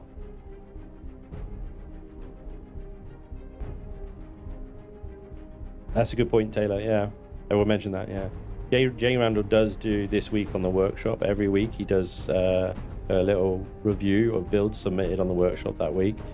Fantastic, like 45 minutes or so. You know, he just goes through some of the top builds that have made on the workshop every week. It's definitely worth a look now and again, especially if he's featuring one of my builds. Right. The Octo Boar then by Big Feet. Sorry, this one was by Mubear. This Welcome is Mubear build, yeah. And again, I will put all the links into the video description once the stream is over.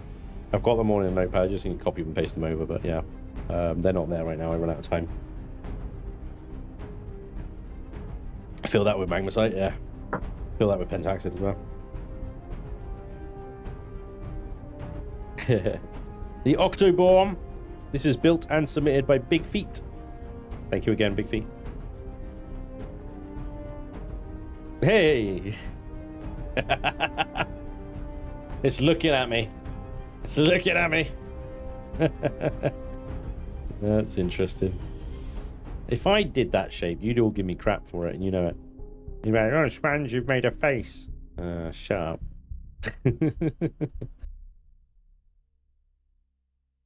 Again, there's some nice block work going on here. Clean texturing and color as well. Decent thruster placement, 8 drills. Easy to upgrade. You got a GAT here. Industrial spotlights, plenty of light and visibility. O2 fridge, pentaxid.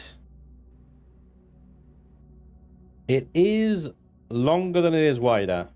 So you will have to go, you'll have to go in and out, in and out, in and out, or make a big hole at the end when you want to turn around.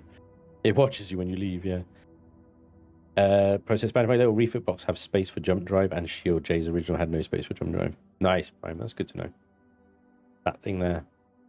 You gutted it and added space for a jump drive, nice. Octoball, yeah. Have a look at the space available on that one. Hey, that's the wrong menu. Octoball, harvest controller, 10,000, respectable. Very good. Yeah, decent machine. A little bit longer than it is wider. Other than that, very nice. This one's definitely longer than it is wider.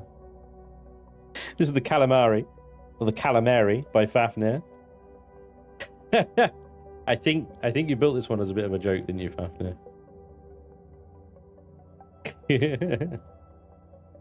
Yeah, that's something. I can't remember if you put little glowies on it or something. Yeah, you did. You covered it in little glowies and stuff. It was only a joke, yeah. But the Calamari has got 8,000 storage capacity and is a tunneler. And yeah, 8 drills on the end of tentacles. It's very good at going through water. Oh my god, what is this?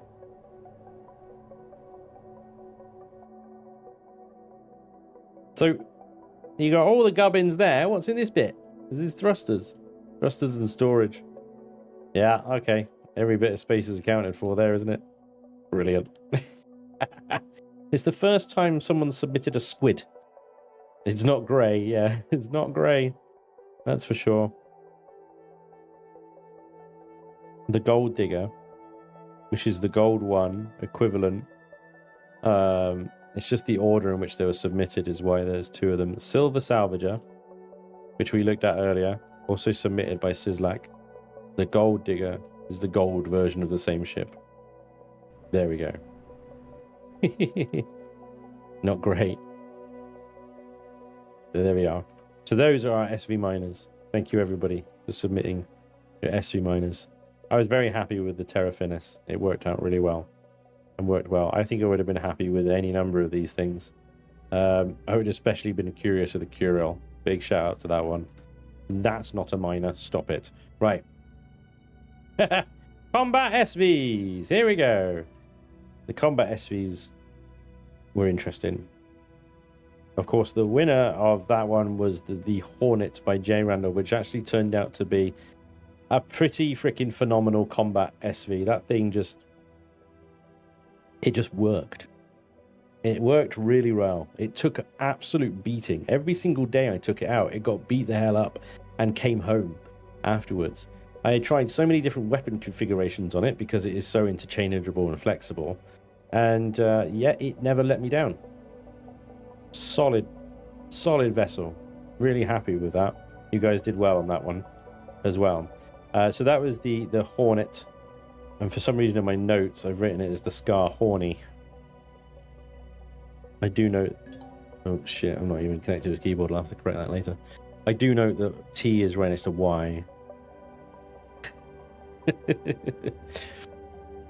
So yeah, it works pretty well. That was submitted by Forsaid Karma. Thank you very much, Karma. Appreciate that one. We also had the Restorer, which is an NT build. This one was submitted by Quilly, which has got a lot of weapon hardpoints on it, as you can see down here.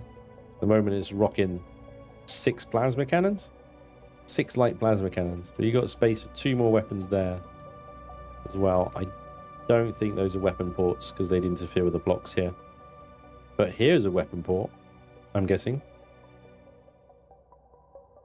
Forward weapons. Yeah. It's just classically an NT build, the use of multiple layering of block shapes and stuff like that. Embedding engines and hatches into the hull. Gorgeous. Gorgeous. Very nice. Beautiful ship. Then we had the Merc MXA by J. Randall. This one was submitted by Prime. This thing looks like it can take a beating as well. It's got such a chunky nose. How chunky that nose is. You've got your front gat turret there. Some kind of weird blue hologram thing. Or is that a canopy? A weird canopy shield on that. I don't know if that's just like an effect or something. But yeah. More weapon hardpoints. You got the top and the bottom ones. Was that 8 light plasma cannons on this thing? Mediums. 8 medium plasma cannons. And then there's space for more weapons. Bloody hell. It's got nostrils. Mid-mounted cockpit. Nice and safe. It looks like it's actually got interior space as well. Bloody hell. Wow. Yeah, okay. That's pretty impressive. Space for a warp drive, but no warp drive as standard. Clone chamber for when you die. You need to respawn. Loads of shield extenders and stuff like that. Yeah. I don't even know how that thing's in CPU.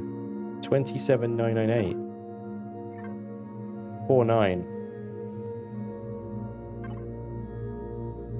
37 roll. Pretty sluggish on the roll, and the yaw. Pitch is alright. It looks like it's got a lot of armor. It would take an absolute beating, so that would have been interesting. The wingbat is by Artemis Rouge. This was also submitted by Prime. Thank you, Prime. Plasmas direct everything, yes. Shields and hull, they're universal. They're a little bit slower at both shields and hull, but the fact that they can do both means you don't have to split your CPU between one shield weapon and one hull weapon, you know? So you just do everything with the plasmas. So it kind of makes up for it, you know? The wingbat, very typically Artemis style. Built in the same principle as his combat CVs by the look of it, by the guess of this, and the look of this nose and the nacelles here. I'm struggling to believe this is a SV, to be honest, but it is. Wow, there's just rooms for days for things and stuff in here, isn't there?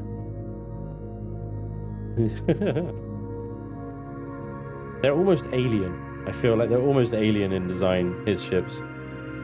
You got thrusters in the nose here. The idea is that the nose draws the fire, while the weapon systems are on the wings and stuff. And you got the hard points here, look. Do all the heavy lifting. This is an armor tanking vessel, but it's got shields as well. 10,000 shields. The thrusters behind behind glass plates is weird. But yeah, that's the way Artemis works. He puts everything in armor. It looks odd, but it works really well. Very effective combat vessels. Thank you, Prime. Prime also submitted the Scythe, and this is also an NT build. 6 plasma cannons, more upgrade points on the side there. Big honking thrusters in every directions. I bet this thing performs well. 71 roll, 70 pitch, and 83 yaw. Yeah, that's a fighter, that is. Very fast, maneuverable, speed demon of a fighter.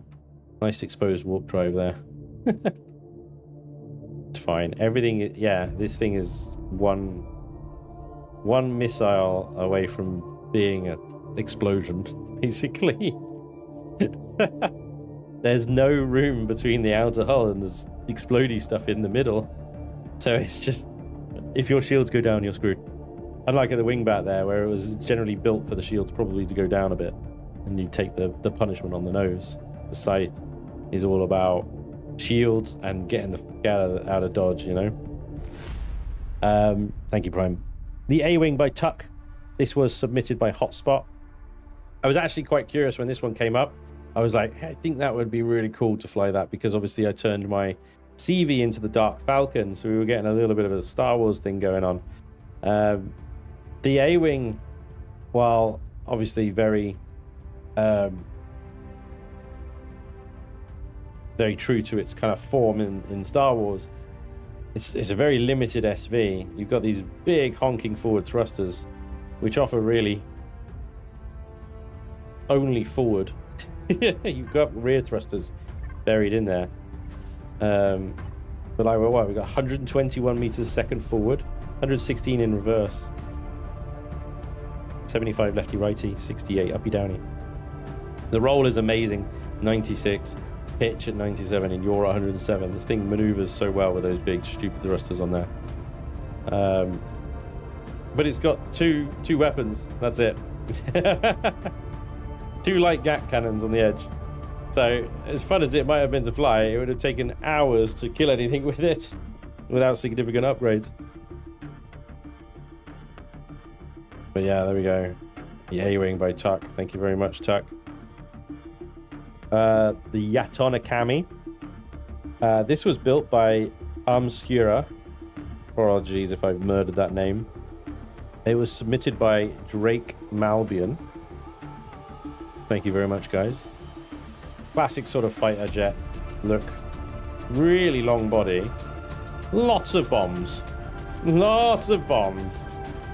Single medium gap detector. Yeah. This is it's a fighter jet with a purpose. The rear landing struts as well, so you just sort of dock it. That's quite funny. It's an interesting shape. It's almost gonna like got a neck and the head is higher than the rest of the body, isn't it? Very cool. Big honking thruster as its primary drive. Lots of bombs. 130 degrees roll. Got quite a narrow profile, so that makes sense. 108 pitch and 115 yaw. That's a lot of maneuvering. 14,000 shields as well. Yeah, it's all about the bombs. EMP bombs and then regular bombs. The fighter bomber. Very hit and run, I imagine. Thank you, Drake Malbion, for that one. Marauder. This is built by Ganmo. Submitted by Plutonic Void. The Gundam have entered the scene. I don't know where to begin with this thing. They're so impressive that people build mechs in this game. Honestly, it's disappointing when you then actually try and use them and they fly. The legs don't move, the arms don't move. There's nothing. It's just a flying effigy of a Gundam.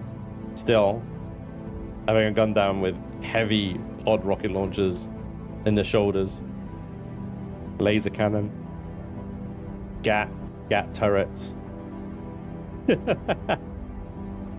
Oh, wild. Absolutely wild. 55 roll, 45 pitch, 47 yaw. It's slow. It's slow and not very maneuverable, which is the opposite of what a Gundam actually is. But it'll be fun. Mech Warrior, prepare for combat, yeah. Need a rotation 7 video. Yes, I think it's interesting. It would need some tuning down. Tsukimi Industries. Still very impressive. Very impressive. Awesome build. The block work is amazing to get that in. It's so good. Go against Legacy with that. The heavy rocket launchers. Take a long time to do anything. Next we got the Bolt Super Heavy. This is built and submitted by Despair. And as the name suggests, I think it's fairly heavy. It's certainly got these wing-mounted thrusters are very good. You've got railguns. This guy has opted for railguns and GATs. Railguns are fine, but I'd probably swap the GATs out for laser turrets. You need something to do with the shields. I also hate the floating turrets. I see what you've tried to do there, but you would almost sacrifice some of the half blocks here and have the turrets mounted on the engines just so they actually connect to something. But yeah, either you got all the important stuff in the middle. Got a big patch on the back here. Signal loop detected. Oh dear. It's got a signal loop somewhere. CPU extenders in the side. Yeah, I've done a bit of tweaking on the weapons, and this thing would absolutely kick bottom. I have no doubt. Bolt super heavy. It looks a little bit like my bolt. Got the yellow tips on the wings, and it's the super heavy version. Nice. Very nice. Okay, the TIE Bomber 2 by Life Force. This was submitted by Morning Kill. Thank you, Morning Kill. Life Force's Star Wars builds are just amazing. And the TIE Bomber is no exception here. Absolutely fantastic looking recreation of that iconic ship. Even down to the little bomb launcher thing, which is used to hide a detector or hang a detector from. The only thing I would say is that it's actually got no bombs. Got no bombs. Difficult to integrate into a TIE Bomber without making it look a bit weird, but it's got no bombs.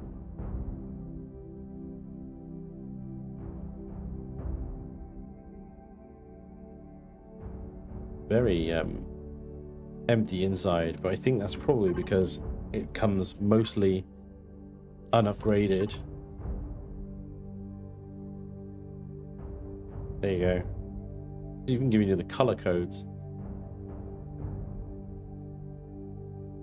Generators and munitions. This is a tutorial video? My god. Yeah. Like a Life Force build. Yeah, so he's got lots of space here for upgrades and stuff.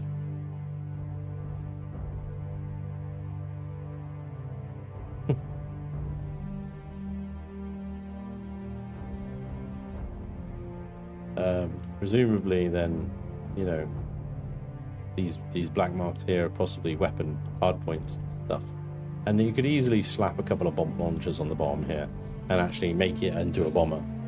It would have been a very interesting, again, because of the Dark Falcon starter Steve I had, it would have been really interesting to try and adapt some of Star Wars builds to my playthrough. But alas.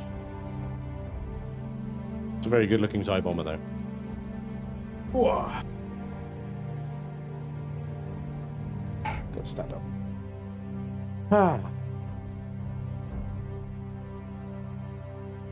Yes, Peter. Yes, sorry. I did explain everything at the start of the stream. If you want to rewind and see my comments at the beginning of the stream, please do so. But, yeah, there's a number of reasons. The Magura. This is by Mubear.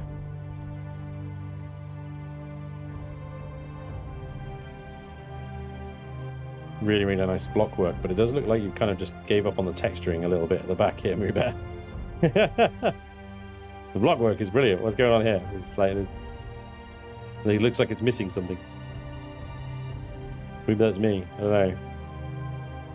That is a very unique looking SV, I gotta say. I don't know how to describe it. It looks a little bit like a Viper from BSG, and then also not. Wow. I think there's a lot of upgrade points as hard points everywhere. Yeah, it's just, look at the freaking block work, it's mad. Laser cannons and railguns. So this is what I talk about when I talk about splitting your CPU between weapons. He's got laser weapons, which are great at taking down shields, not great at doing much of anything else. And then railguns, which are great at taking out blocks, but not really great at doing anything else. So if he had 4 plasmas, he'd have 4 plasmas doing both. And then instead he's got 2 lasers doing shields and 2 railguns doing hull. Arguably, it'd be quicker just to have 4 plasmas that can do both. Even though the plasmas individually are not as effective as lasers are at shields and are not as effective as railguns are at blocks, you know what I mean? So, yeah. It does come down to personal choice, I guess.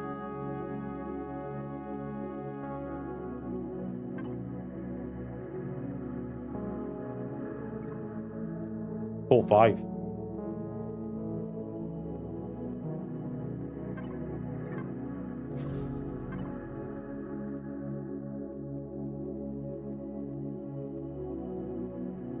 Effective little ship, 4 or 5, which means there's plenty of upgrades to add.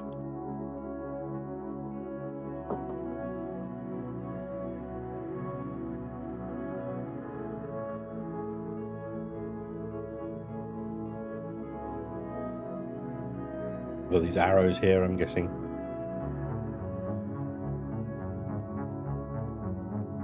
Maybe it's at the back here where we add the upgrades, I'm not sure.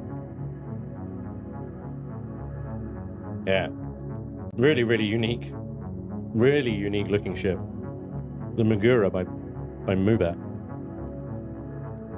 The Darth by Bogfeet is next. The Darth reminds me of my Scythe HV a little bit. The split kind of pontoon front. That narrow cockpit.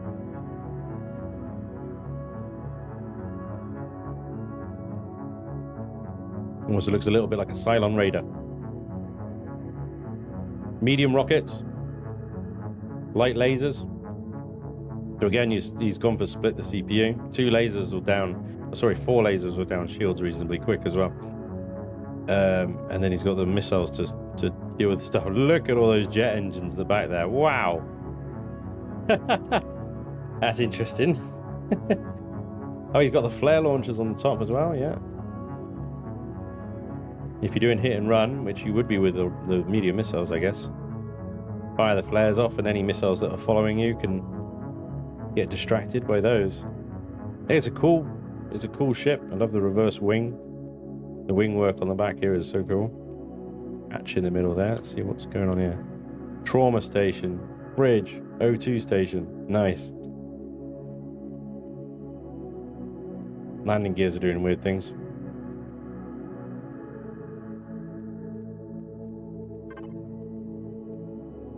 Very cool. 80 roll, 70 pitch, 50 yaw. Reasonable. Very reasonable. Ragnarok Mark 1. This is by La. Built and submitted by La. Again, come with a split here. Laser cannons and railguns. Upgrade points though. Looks like they look like anti-matte thrusters just because of the color. They are ion.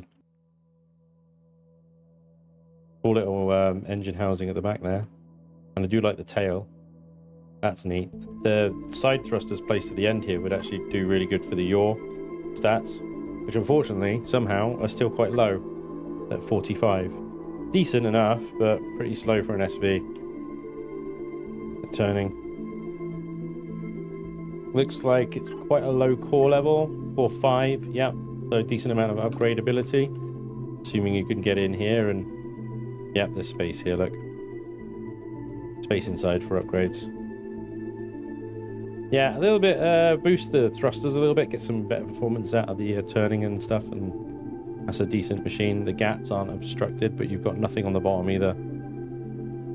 So can only shoot forward and up, can't shoot down. The Upfighter L15 V3A. This is by Fafnir as well. Thank you, Fafnir. This is a compact little beast, isn't it? It's teeny tiny. This is the smallest one I think we've had, isn't it? Of all those. What we got here? Railguns? Yeah, light railguns. Early warning systems, I guess they are. Are they the oh, it's a target painter? Ah, target painters, right. Because then you use the railguns to snipe generators. I understand now. This thing has a specific purpose, a very specific design. It uses it to target painters, target the generators, use the railguns to bore through, kill the generators. Very nice. Detector on the bum. Very practical. There's not much to it at all, is there? Which also means that it's probably very cheap. Very cheap to replace when you get it blown up. Which you will. 35 irrationals it goes in. Yeah, everything else is like below 500 apart from carbon substrate. Wow. Extremely cheap. Is it effective? In fact, he might be able to tell us if he's still in the chat there. 24 roll, terrible. 73 pitch, very good. Yaw, 36, not great. The roll, not so important. You mostly need to just correct your level as you turn and stuff. The pitch being at 73. Probably be overcorrecting that a little bit. The yaw at 36 is very slow. But for a ship that's this small, it's got a very particular set of skills, isn't it? The Reforged Eden 2 on rails, Plasma by Icky. 8 light railguns. I know why it's called the Reforged Eden 2 on rails, but what's the plasma reference? Plasma thrusters. The plasma thrusters, that'll be why. So he's using plasma thrusters. The clone chamber... Hang on, what? Yeah. How does that work, Icky? Do you just sort of pop out the top of it, or do you spawn inside the ship? That's a bit funky. The cockpit is accessible only from the side, because it has a cowl of armored glass over it. Let's be honest, it's a box. It's a box with some details on the outside of it, and a lot of railguns. Which again are great for taking out single block targets. Not so good against shields. We'd have to do something about that.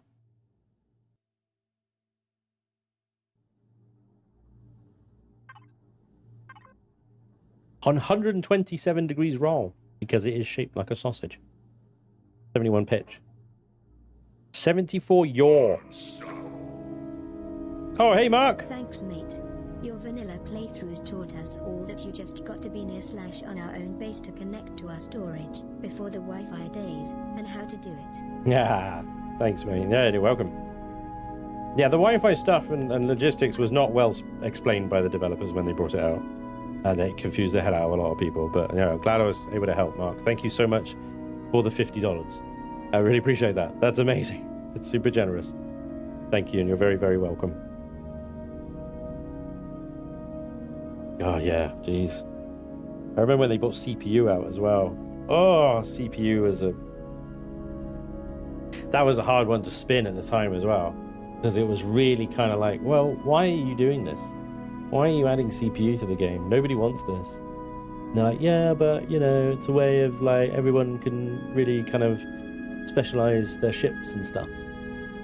Yeah, but we currently have one ship that does everything for us, and we like that, and that's great. Why are you doing changes like that? My CPU, nobody liked it. And then they brought it out, and we've all now adopted it. We've gotten the hang of it, but at the time, yeah, nobody wanted that. They penetrate shields, they take out shield gen turret, and then turrets pop quick. Fair enough. They do pen shields, you're right. That's true. The shield pen's only like, what, 10%, 20%? Takes so much longer. I feel, anyway.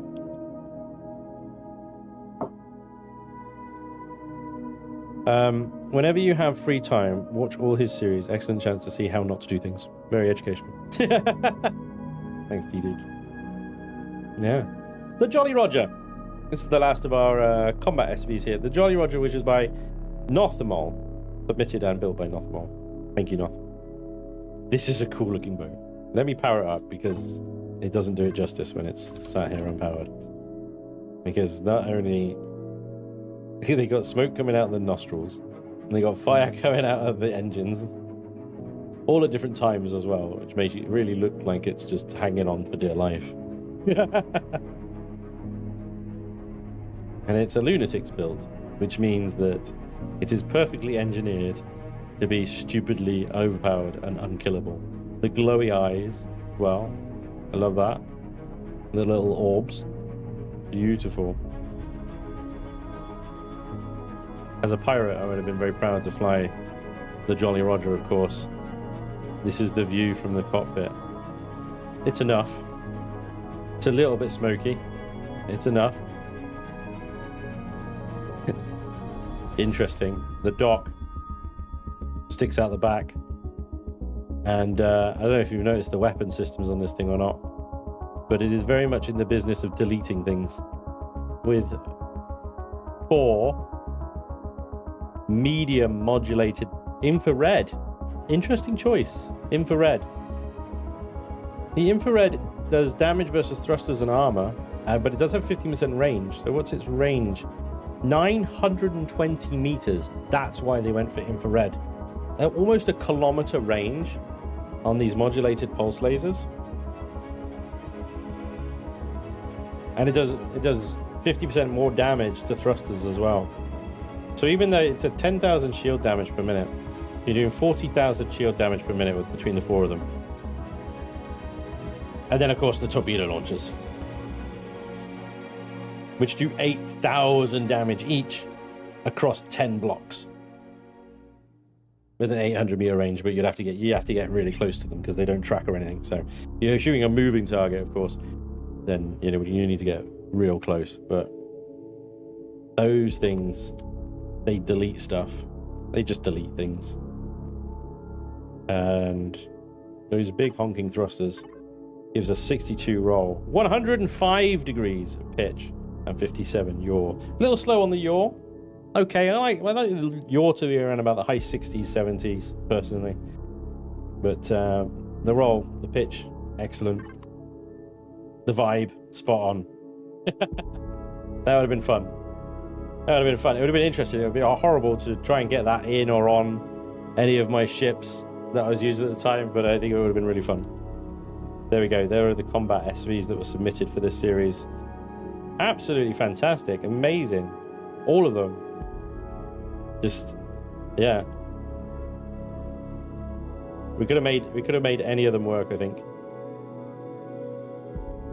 There's not one there that wouldn't have been interesting to use. But as it was, I was very happy with the Hornet. It worked out brilliantly. Quick then, we'll go through the tree harvesters. The Termite by Deimos. Termite? Really? Where's that?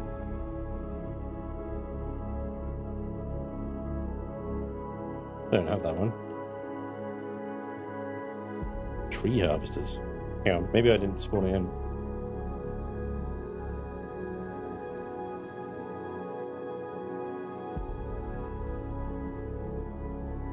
There we go. Got this one at the end. I've done a boo-boo there. Okay, so the tree harvester that one was the tree killer, which actually I had to extensively modify to get it to work because it was a Reforged 1 build. It was also excessively bulky, and although it had 4 grinders on the front, we replaced them all with a bulldozer blade, which was arguably more effective anyway. So not the best of choices. It's overgunned, oversized, poorly engineered, really. Yeah, it needs to be retired. It was a Reforged 1 build. I don't know why it uses the little repulsors as well as the large hover engines. There seems to be some myth going around about them working in tandem with them. Not in my experience at all. But that was the one we used. Like I said, I had to extensively modify it to get it to work. Then we had the Harvest platform. This is built by Phoenix, submitted by Prime. Does exactly what it says on the tin. 2 harvesters and a chair. And there we go. That'll do. The Scarab STC, which was also submitted by Prime, but was built by J. Randall. Vertically mounted tree harvesters. Great at individual one-on-one tree harvesting. Does it very quickly, but falls over a lot, I bet. I don't know. I've never used it, so maybe. And the Trigo by Caveman, also submitted by Prime. Thank you, Prime, for all the submissions, by the way. 6 hover engines. Yeah, that's a decent looking little one. You can have guns or not, top mounted thing. Single grinder though would probably slow it down a little bit. The Angry Farmer by NT. This was submitted by Netap and is the very definition of an over-engineered tree farmer.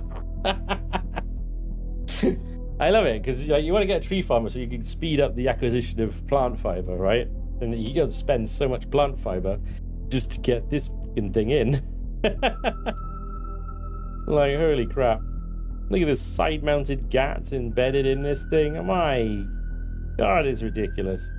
It's a tree harvester. Why is it built like an APC? The NT just had fun with this one, I think. He just decided, well, I'm going to build an armored combine harvester that will not only devastate the entire rainforest, but then defeat POIs while simultaneously lighting up the world brighter than the sun. Yeah. I guess it would be very good in hostile territory where there's lots of like troop patrols and stuff. The GATs would keep you safe while you just demolish their forest. But yeah. Wow, massive. The planetary deforestation vehicle, which looks a little bit like the Scarab over there, with its vertically mounted things, but I do appreciate the exhausts and stuff like that one. This one is by Despair. And like I said, I do like the RP value on this one. The little steps up as well. It looks like a proper little industrial rig, doesn't it? How does it not fall over? I guess because it's got all those hover engines mounted down the side. There's absolutely no way that thing's going to fall over. I can hear that one, and I could see the black smoke pouring out the back when it's running. You need to put the effects projector on the back here to get the smoke coming out. The CH3 Compact Harvester, some reason I don't have a thing for that one.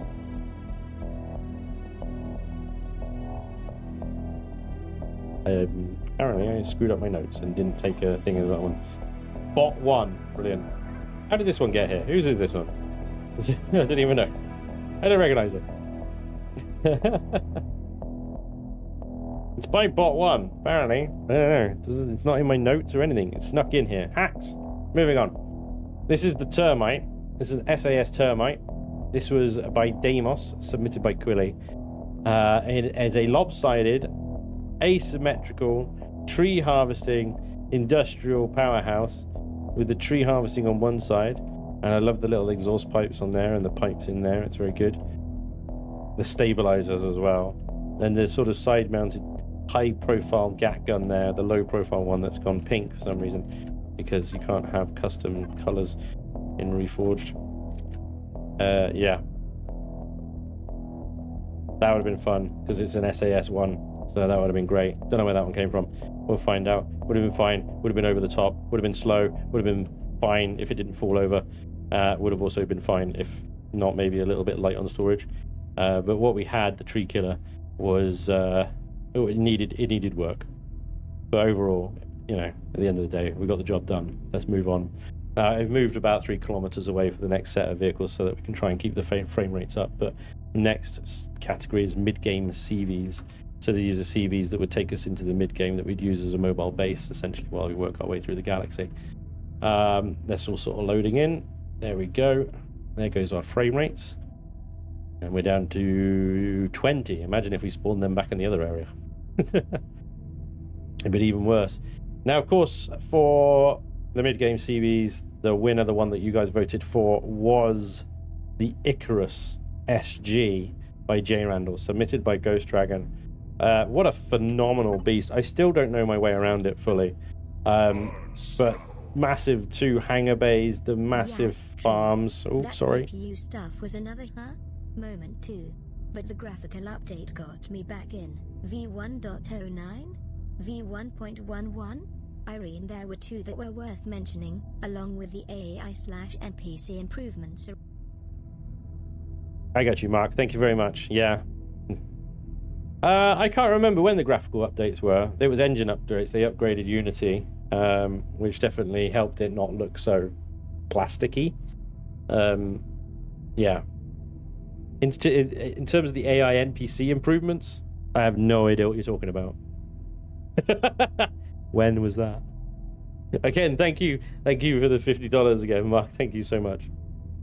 I appreciate that. You sent me $100 today. That's really awesome of you. Very, very kind.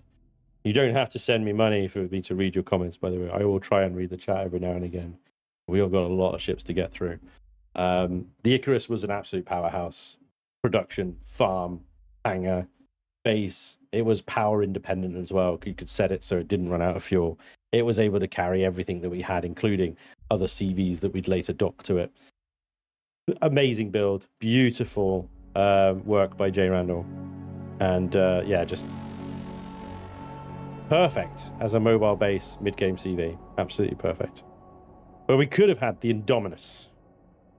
I apologize for the frame rates. They're going to be slow for a little while. The Indominus by OZ Fresh. Oz Fresh, maybe? It was submitted by Alex Ode. And as we can see, this thing is designed to shoot things in the face. It's a very front-heavy vessel. Lots more hard points and stuff on it. Big honking drive thrusters in the front. Some nice LCDs and stuff going on here. Lots of plasma weapons.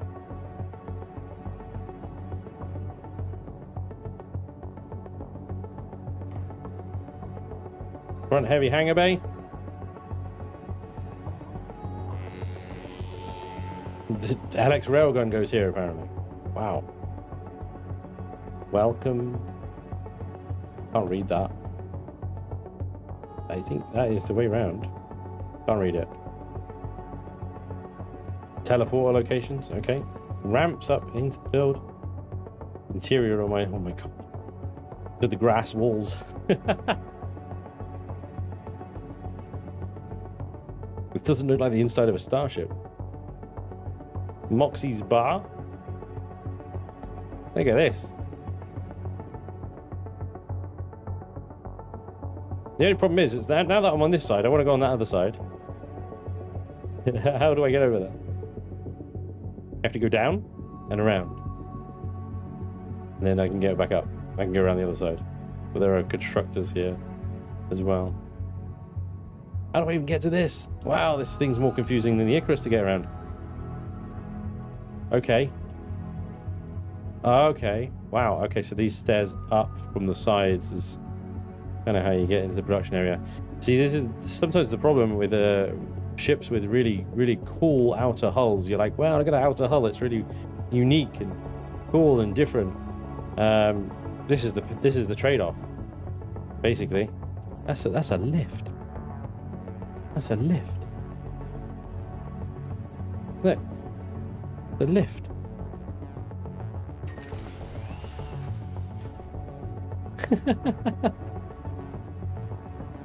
It's the lift. Yeah. Rastic, thank you for being godlike for 41 months. That's amazing, dude. And look at the grass behind the glass. That's really cool. I've never done that before. That looks great.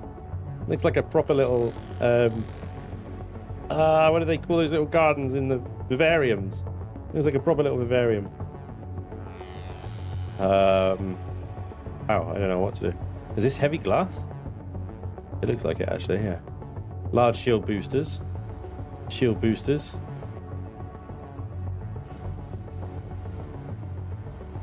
Whoa!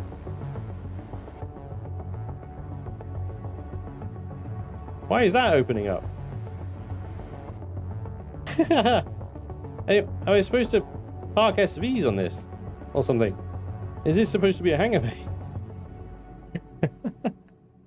I'm very confused with this ship, I gotta say. How do I get to the captain's chair? Like, obviously I just F it, but...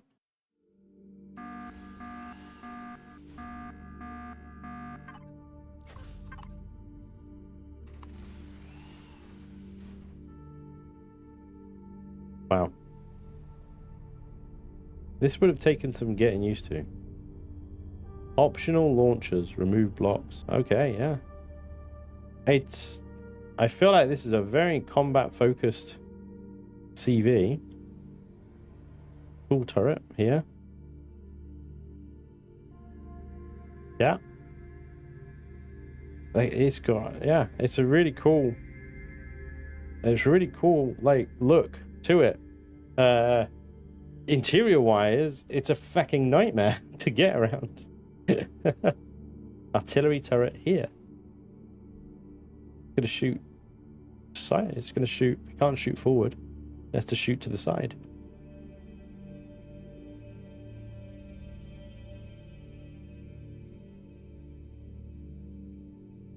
Very cool looking. Practically questionable, I think, but the block work and stuff is very interesting. The shaping and stuff. I want to like it. I think living with it would drive me mad. Honestly, I think living with it would drive me mad. Let's move on. That was the Indominus by Ozfresh. Thank you, Ozfresh. This is the Trinity by Hectic. It was submitted by Sislak. Thank you, Sislak. Thank you, Hectic, for the build. This looks like some kind of military faction vessel. There is a lot going on here. It's very busy. You've got a lot of deco blocks on the hull here. The block work as well is extensive. There's a lot to look at. Mostly it looks okay. I think you've got some kind of clashing color schemes going on that enhance the busyness. I think you could probably reduce the amount of deco blocks by maybe 20% as well. Personally, my personal take on that. But yeah, there's a lot of effort gone into the texturing and block work there.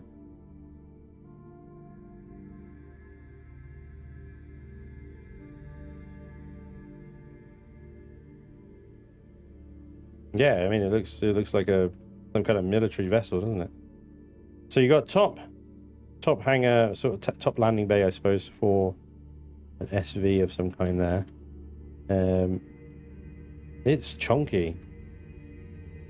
What we got there, like 5-6 decks? Let's go via the main hangar bay here. Okay, we got a lot of interior space by the looks of it. So fuel tanks and stuff. We got some level of signage. We got side hangar bays. Yep, they have got a signal.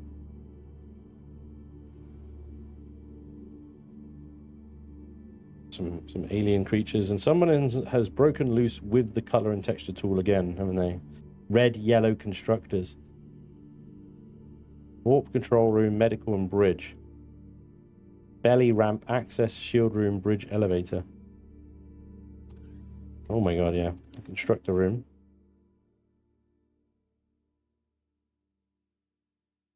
Universal constructor. There's a lot of space inside this thing, I tell you. Thruster maintenance. Bridge and medical. This is the shield room. So it is.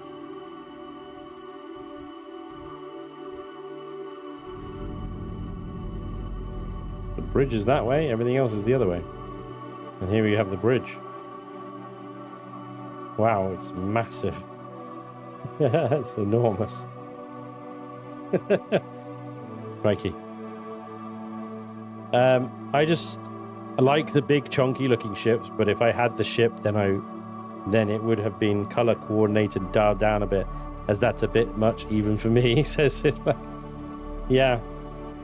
I don't know why there's red, blue, and yellow going on here. If you got a color scheme with the grays, the greens, and this sort of rusty brown, sort of orange color, that works fine. You can integrate blacks, grays, and sort of some lighter grays into that as well. But general rule of color is 70, 20, 10. 3 colors. You can have shades of in each category. 70% is your base color. 20% is your primary kind of accent color, secondary color. And then 10% as your accent color. And your accent color is usually the brightest one or the most colorful one, right? You know, 10% of that one.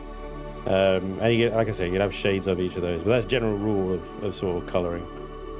At least that was what I was taught anyway. Rip Phipps, yeah.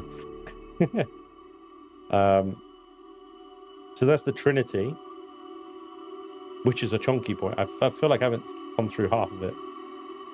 There's so much more ship here. But if I go through every single ship in full detail, we're going to run out of time really quickly. So the Trinity, thank you very much. Hectic for that build. Next up is also by submitted by Sislak, but is built by NT, is the Exodus. Another NT build, just, yeah, I mean, up there with J. Randall in sort of quality and stuff. Consistency of...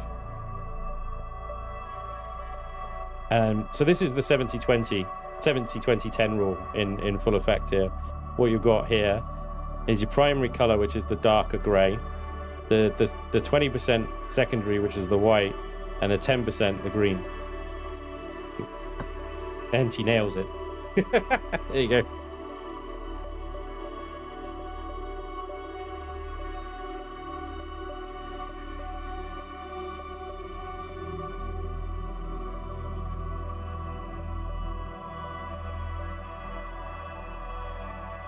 Big honking radar at the back there, nice.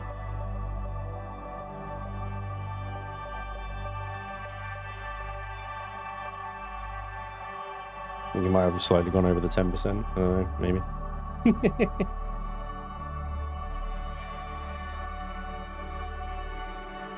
Yeah.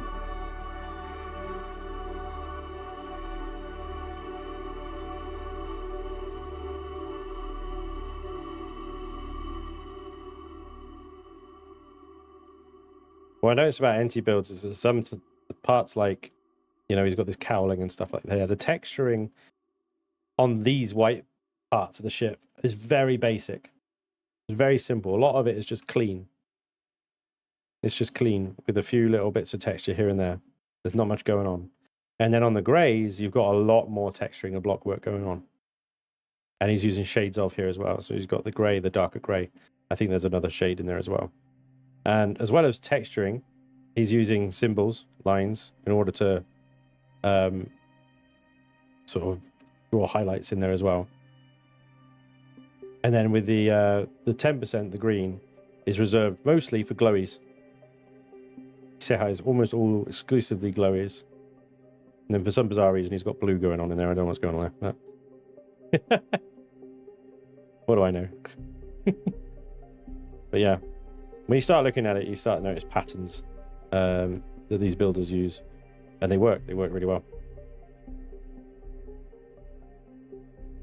How the fuck do you get in this thing? Where's the in? There it is. Everything's so well freaking hidden. Okay. Good. Ah! Genuinely, is that just the quick way off the bridge? It's like, yeah, oh, well, you can go via the elevator and get to the lower level. But what he's done here is genius. Really, if you think about it. You could just jump off. Who's got time for elevators anyway? That's amazing. What an absolute mad lad. Look at the size of this hangar bay.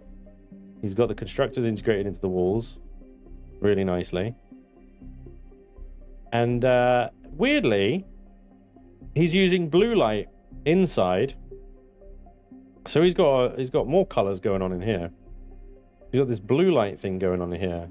The blue light actually reflects really nicely off the grey flooring and stuff, so it kind of works. But it does now mean he's got a 4-color rule, which just breaks everything that I just said. But somehow it works because it's NT and he sucks. Alright, whatever.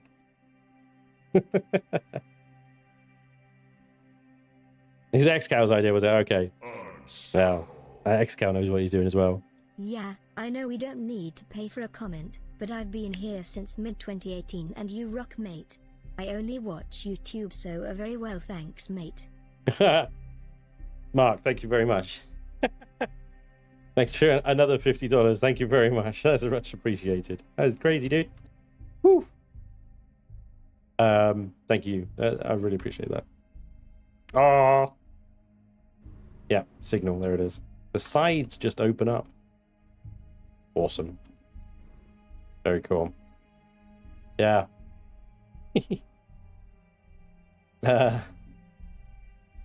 Okay, yeah. I haven't found like the farm or anything. This engineering section is fucking gorgeous. Shut up. I'm leaving. I'm out. This is making me feel bad about my own builds. Where's the farm? Is there? Is there even? It'll be down the sides, won't it? Down the sides somewhere. Somewhere hidden and weird.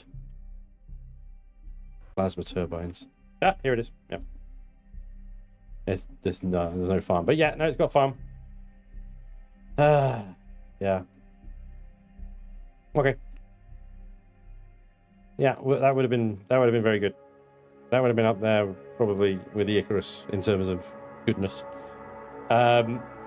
Moving on, the Makar ASV by Jay Randall. This was submitted by Prime.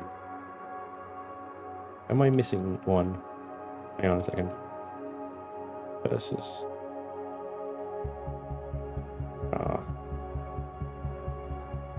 Yeah. I think I'm missing one. Yeah, shit. Right? Orion.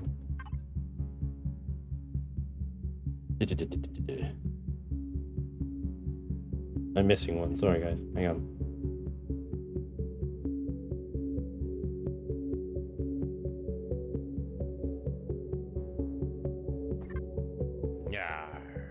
Yeah. I'll chuck this one on the end. I'll come to it later. Yeah, we gotta speed up here. We gotta speed up. We're running out of time. We're running out of time at a time when we come across the biggest ships that we have in the series. So yeah. Hey, Carl. Thank you very much for being a hero. No, I appreciate it. Thank you so much. So the Makar, this one was submitted by Prime. Obviously, it's a J Randall build. It's a very good sort of mid-game-ish CV. I'd had to categorize it more as somewhere between starter and mid-game. But you got plenty of farm space, obviously plenty of hangar space, all the mod cons you'd come to expect, and lots of room to dock your extra vessels. So much upgrade potential as well. But it is a box. Let's be honest, it's a J Randall box. Comes with the advantage of Helios modules in the back as well. So yeah, a very flexible, good box. The Orion LGT carrier, which is quite the monstrosity of a... Holy crap. What is this thing? I don't even know. Railgun, I guess? Gun. Brilliant. That's the kind of descriptions we need.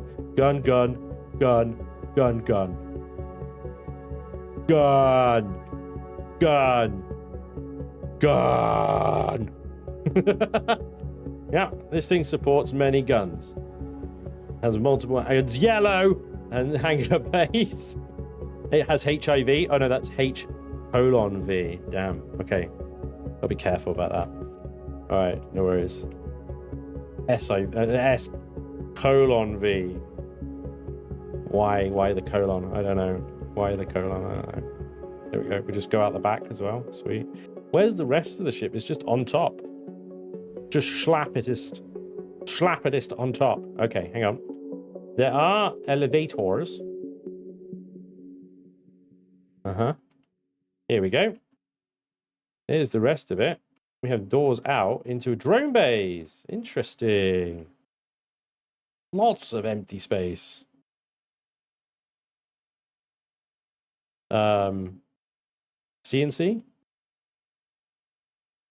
Yeah, there's more space in this ship than I think the builder knows what to do with. Is the vibe I'm getting from this right now. RCSs, don't see them very often. Empty rooms for shield upgrades. More CPU. There's the core. Shield upgrades. Okay. Good. Constructors and such over there. and such and things. Ah. Oh my god. Oh, that's a lot of wood. That's a lot of brown. Call that the brown room. This is also the brown room. Ah, the grey room. The neutral room. The room of depression. Alright. Also the grey room. That's medical. Okay. Where is... how does one drive this thing? How does one drive this thing? I don't know. Where is the go? There. Joke's on me. There is no bridge. You just sort of will it to do things.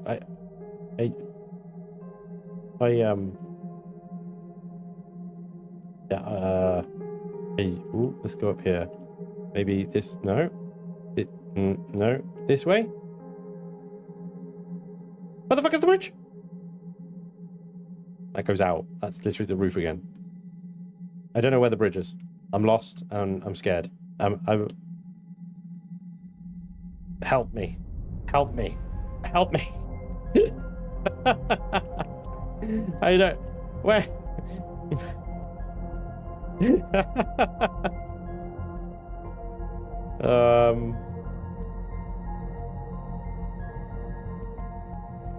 I don't know.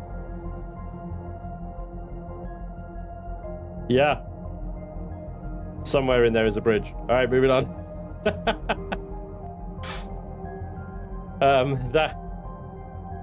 That was the Orion. Did I really miss the Icarus as well?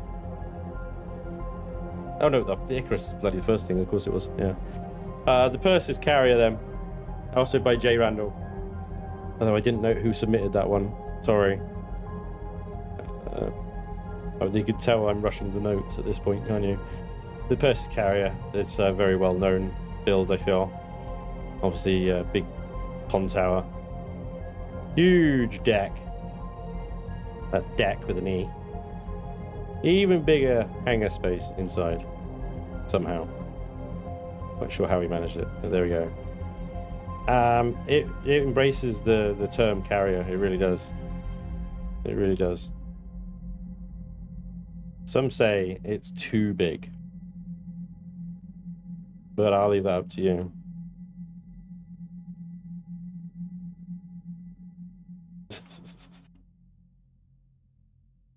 Oh, getting real bad frames now. Right. So how does one get to the bridge in this fucking thing then? We have to go up. There's got to be a command deck. That's a big farm, actually. There's got to be a command deck at the hangar level, surely. Oh, all the crew area. Look at this. Ah, 10 forward. That's nice. Yeah. Beautiful. More turret upgrade points, but essentially you'd use it to cart around all your other ships and keep all your valuables on board so you don't have to lose them. Stuff. But yeah, there's a pilot seat there at least, and there's probably one in the main hangar bay as well that I'm not seeing somewhere. Normally J Randall would put some kind of control station down here, I think. Shelf. I could be wrong. Maybe it's something you can add yourself. Got a toilet and shower. Versus carrier. Yeah, that'll do. There's another Macar 3E. I think this one was specifically a mining Macar. So the Macar 3E. This one was customized by Mool. Is a J Randall build. It's submitted by Hotspot. But it's otherwise, yeah, very much the same as the other Macar, really. The only major difference is the mining focus of it, which it comes with drills optional. Then we move on to the Osprey by Despair. Very interesting looking thing, very much built around the imagery of an osprey. down to the beak. It has guns on the underside, presumably are all on the underside, so that it can pick apart ground targets from the air. They're all cannons as well. Oh, forgive me. There's lots of lasers as well. Yes, this thing's designed to just peck the death out of POIs, ground-based POIs. There's very little on the top here. What are you? Are you an early warning system or you're a target painter? You're an alarm sentry. Makes sense. Good to have an alarm sentry. Damn it, they even textured it to make it look like feather down, honestly. Inside is everything. All here. Shield stuff, turbines, repair stations, ammo boxes, CPU extenders, constructors, warp cores. It's all here, right, just right there. And there's our pilot seat. But I guess there's another one here as well. And no doubt that thing will absolutely wreck POIs on planets, honestly. That many lasers and cannon turrets, it's going to rip stuff apart. The only difficulty is, can you survive, can your shields survive long enough before the POI rips through them? Because the POIs do have a damage bonus against CVs. So you're fighting a losing battle kind of thing, you know? The Titan, this is by Ballistic 6. And as you can see, it is a area of girthy proportions with equally girthy drive thrusters in every direction, just sort of slung underneath this massive platform. Yeah, it's got one job, and that's to move lots of shit. And I imagine it does it quite well, given the size of the thrusters it has. Inside, again, lots of hangar bay, very open plan, everything is here. There's the bridge, there's all your mission ops giblets, extra boxes, shower and meds, O2 stations. Back here, you've got weird little pods with CPU stuff inside them. There we are. And then you've got a farm that's laid out like a nightclub. Production facilities on a rack. A gravity generator, of course. A core that's, you know... What is this? Why? Why? I have so many questions. There we go. There's a bedroom just sort of on display, like a zoo. The shield and stuff is on display like a museum behind glass. There's a fusion reactor and a warp core right next to each other. Is going to make a really good firework display one day. And we can't decide on the color scheme. We're having all of them. We have all the color schemes. We just, yes. What color do you want? Yep. I don't understand. Nothing to understand. Just, yep. Then we're moving on to the Star Atlas. This is by Artemis Rouge. And it's spotlight heaven in the Star Atlas today. I think this uses LCDs to do these spotlight effects. But yeah, I don't know why. Ask Artemis. It's got guns, some of which are having performance anxiety. It's okay. You couldn't come out. You can come out now. Never mind. The Star Atlas has two command locations, one above the other, so that if the one at the bottom does anything wrong, that one could piss on him, and then he can take a shower. It's all very well thought out and practical. There we go. Everything's there. Look, you got two med chambers and O2 stations in close proximity for extra reasons. There's lots of smoke and things that will devastate your frame rates, but otherwise, you know, there's turret positions all the way along the hull here, all the way along. It's kind of terraced so that turrets can overlap and fire above each other. If you want to turn this thing into some kind of combat monstrosity, which is, you know, pretty much all of other Artemis's other builds, it's on fire. might have to deal with that. It might also be fine. I'm not sure. I mean, flying this thing around with all the spotlights going everywhere, I feel like I'd be flying around like a little casino or something. I don't know.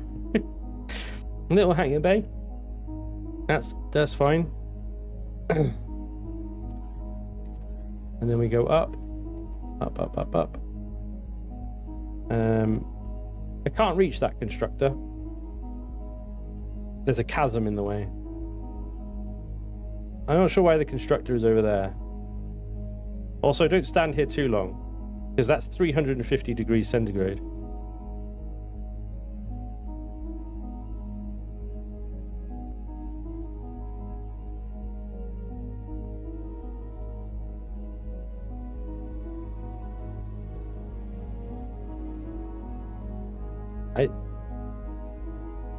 Artemis, you're supposed to put stuff and things in the ship. Stuff and things, Artemis. Stuff and things. Artemis. Anyway, it's obviously with upgrades in mind, and absolutely the kind of approach of don't look at it. If you're looking at it, you're doing it wrong. Don't look at it. This door is upside down. I don't know why. That's a thruster. And for the burns you'll get, there's a medical unit right there. Brilliant. The Star Atlas by Artemis. Next we have the Vagabond class. The Vagabond class. This is by Racevig. I might have pronounced that incorrectly. Racevig. I apologize. Yeah. What do we got here? That looks like a tool turret there. Laser turrets. The farm is at the front. I just saw through the window. We got... Oh, I think I saw this floating around on the builder's corner on my Discord, actually. Yeah. That I don't think that's anything particular. It's not like a hard point for upgrades, although arguably you could put a drive thruster in there if you wanted to reverse really quickly. And, yeah. Well, you got these little hatches up here as well. Let me turn this off. Okay. Oh, I see. So if somebody does come in and they've got space rabies, you can kick them out really fast. Oh, no, that is just a... That's just a window. So once you kick them out, they can come in here and they can slap on the window and go, "Save me!" Except you can't hear them because they're in space. So it'd just be like some mild little thumps while they slowly die of exposure. It's a pretty cool feature. Pretty cool feature. Like that one. What does this one go into? Ah. I have no idea. Is this a bedroom or is it a kitchen? It's an apartment. It's an apartment. So an apartment with an airlock. Fine. Inside. We don't like rooms. We don't like rooms in this ship. We just have everything. We just do everything. Everything there's got a micro warp drive as well as a big boy warp drive. That's the sick bay that we were in earlier. That's a drive thruster. That's a drive thruster. That's the officers' quarters. And oh, there is an elevator down. Here we go. I was going to say, are we trapped here? No. Elevator down to another room of rooms. Okay. Well, yep. There's the way in and out. Okay. Another hatch. We go to thrusters. Okay, so you know he's done well because he's put all the thrusters accessible. There's plenty of space. There's plenty of space. Lots and lots of space to work with. And like, yeah, you've got the farm at the front here. So the first hull breach you'll get will kill all your plants. Good, moving on. The Zeus by Movado. This one was submitted by Nova Kane. Thank you, Nova Kane. The Zeus is basically the Zeus, just reforged and two'd. And I've done a whole series on this ship. It's very good. It's very practical. It looks like the back end of a skunk, but you know, it does what you need it to do. And the internal hover mining thing is a nice touch as well. Because you can get a mining turret on a little hover, dock it inside there, point it down, park the ship over a deposit, open the bay doors, and then use the hull vessel mining turret to mine from within your ship. You don't need to exit the ship, and you can basically planetarily mine planetary with a almost with a CV, which is we know we can't do. Production, medical, the hangar bay, the radiation zone, generators. Movato's a big fan of glowy lights and stuff. And there's the rooftop garden and swimming pool. Yep. This is all glass. This is a greenhouse. This is all glass. Shield upgrades go in here. And that's the Zeus Deuce. It's got an enormous amount of storage. Huge amount of storage. Obviously loads of deck space as well for storing ships. Massive hangar, as we saw. The Neptune, then. The Neptune by Melts. Thank you, Melts.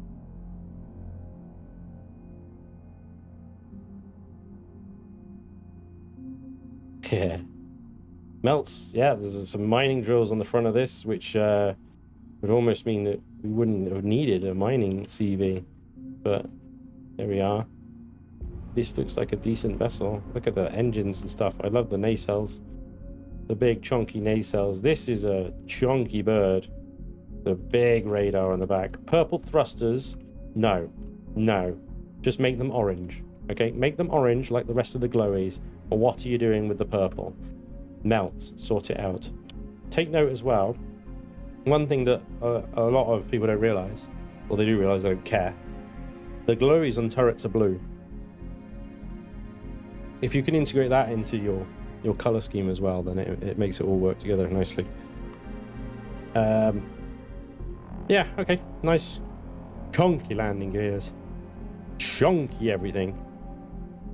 Lots of forward guns. Are those flak cannons? Yeah, light flak, which don't work in atmosphere. So you've got lasers, cannon, and flak. I'd swap those flak out for more cannon. Or more laser. Because then at least, you know, you've got the options if you are hovering over a POI that you could shoot the shit out of it.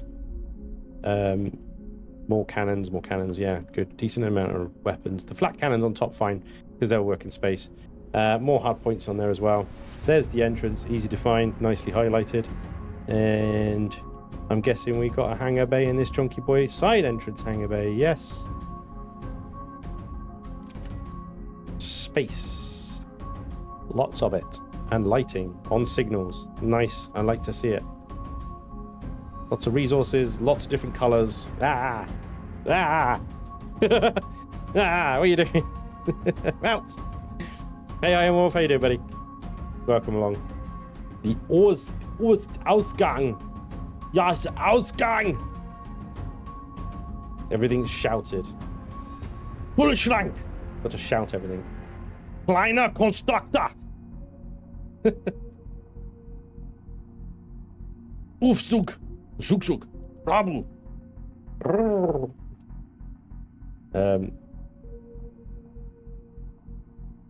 Garten. Garden. Is that Maschinenraum? Machine room?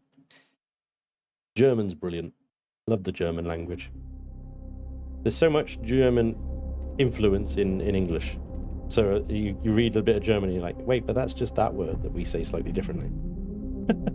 Like Welsh. Welsh is funny, somebody. You hear the Welsh word for ambulance? Ambulance. Ambulance. You know what the Welsh word for bus is? Bus. It's just bus with an accent. Ah, green! Ah, and yellow! Ah! Nightmares. What the fuck? Jesus, you trying to kill people? Garden. Blah. Garten 2.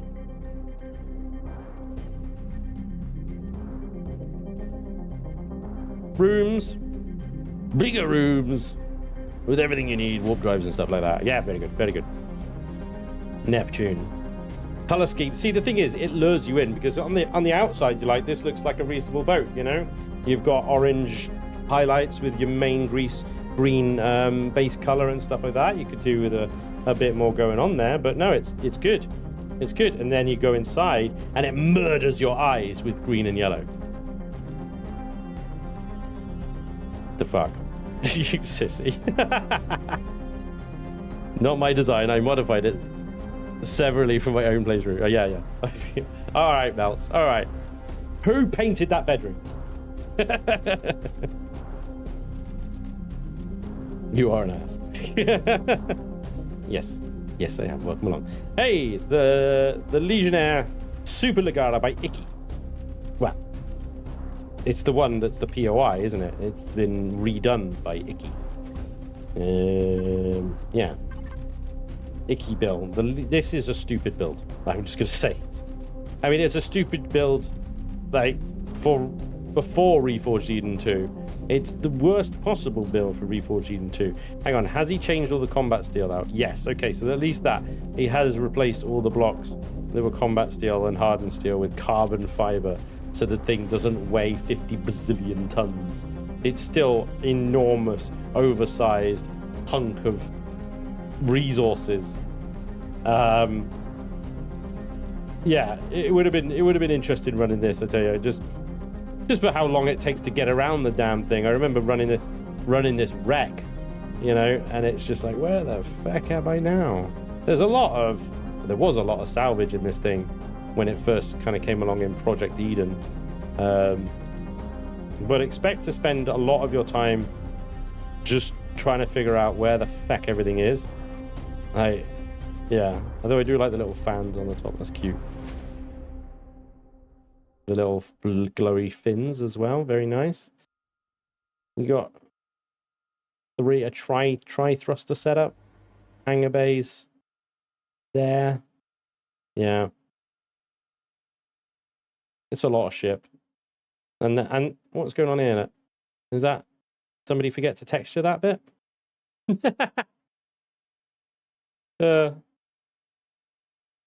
Next series submission will be very colorful. That would be the designer named Stan, not the Stan. No. So that is the Legionnaire. That's by Icky. Thank you, Icky. Red Alert now by JL UK Bud. Thank you, JL UK Bud, for submitting my build with a different color under a different name. This is the Jupiter. It's my Jupiter.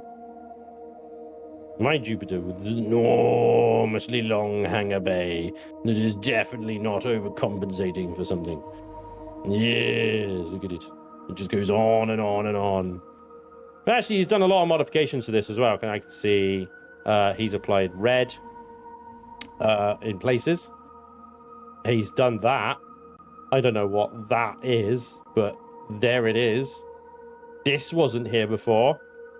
That wasn't there before. This is new. I'm actually okay with this. It looks like he's done a decent job with that one. I'll be okay with it. It's fine. This is all mine because it looks perfect. Obviously. What else has he done? What has he done to my build? What has he done? Bridge. As the bridges are basically the same. That's fine. We've got an uppy downy bit. Yes. We go back here. And this is not the weapons locker. This is the garden. What the... How has he done? He's taken the garden away. And he's exchanged it for a weapons. Where are you growing food, bud? That did look much better with the old shield generator. Now it looks lame as fudge. Thanks, Elion. Where are you growing food, bud? I can't remember my way around. Pipe. That's out. Yeah, no, I remember. Yeah, I think it's fine. He's put it in here, I bet. No, this is where all the shields and generators and stuff are. He's gotten rid of the garden. He's gotten rid of it. He's disposed of it like it is, like it's not needed, like it's trash. Unbelievable. Moving on to the SGC LHA 77 Super Carrier, which is, let's be on a floating platform with some kind of growth on it. There is green thrusters for reasons no one can tell me. And there is a turret. It appears to be the only one. It's the Tripoli. I'm sure Tripoli is very happy to have that name associated with this thing. There are some turrets around here, and some kind of bird box type thing. I'm scared to go inside, honestly. You've got green thrusters. This was supposed to be a door. Where's the fucking door? There it is. I'm just going full Clarkson. I apologize. The green! It's a trap! The green is it? Why? Why is the green? Just why? There is storage things upstairs. There is more. Green. Okay. What about... Oh, yeah. Right. So we come in via the hangar door. We are assaulted by glowy green things everywhere. Someone has left their rubbish in the middle of the room. The green is explained. Thank you. Thank you, chat. Hydroponics. Furnace. Nice. First time we've seen one of those in here. That universal constructor is upside down. Yeah, production room. Good. More. Hydroponics. Medical bay. I don't know what to do with this room.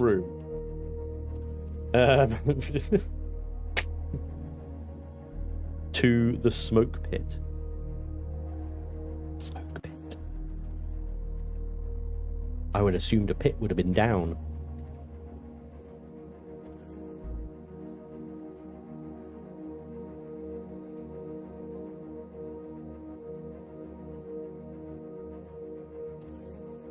Am I having a stroke? What?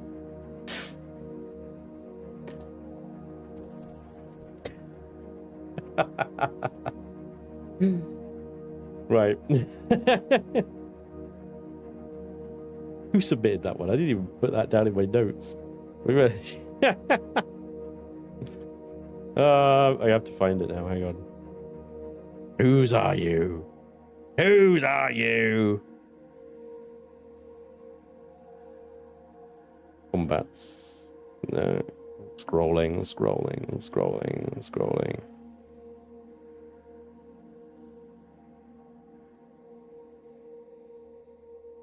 Oh, for fuck's sake. Streamer mode.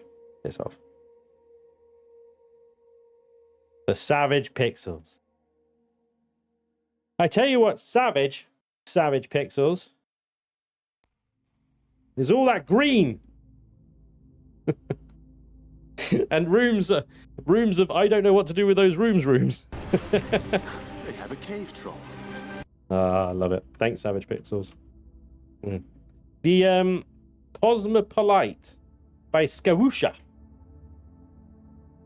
It was probably pronounced Cosmopolite. You know, something in an accent, right? It's an interesting looking boat. Straight away, I am taken by the shape and styling of it. The zippy electrical bidgies, the floaty bits are a nice touch. That's the technical term, by the way. Yeah, if you don't know that, that's the zippy electrical shoobies.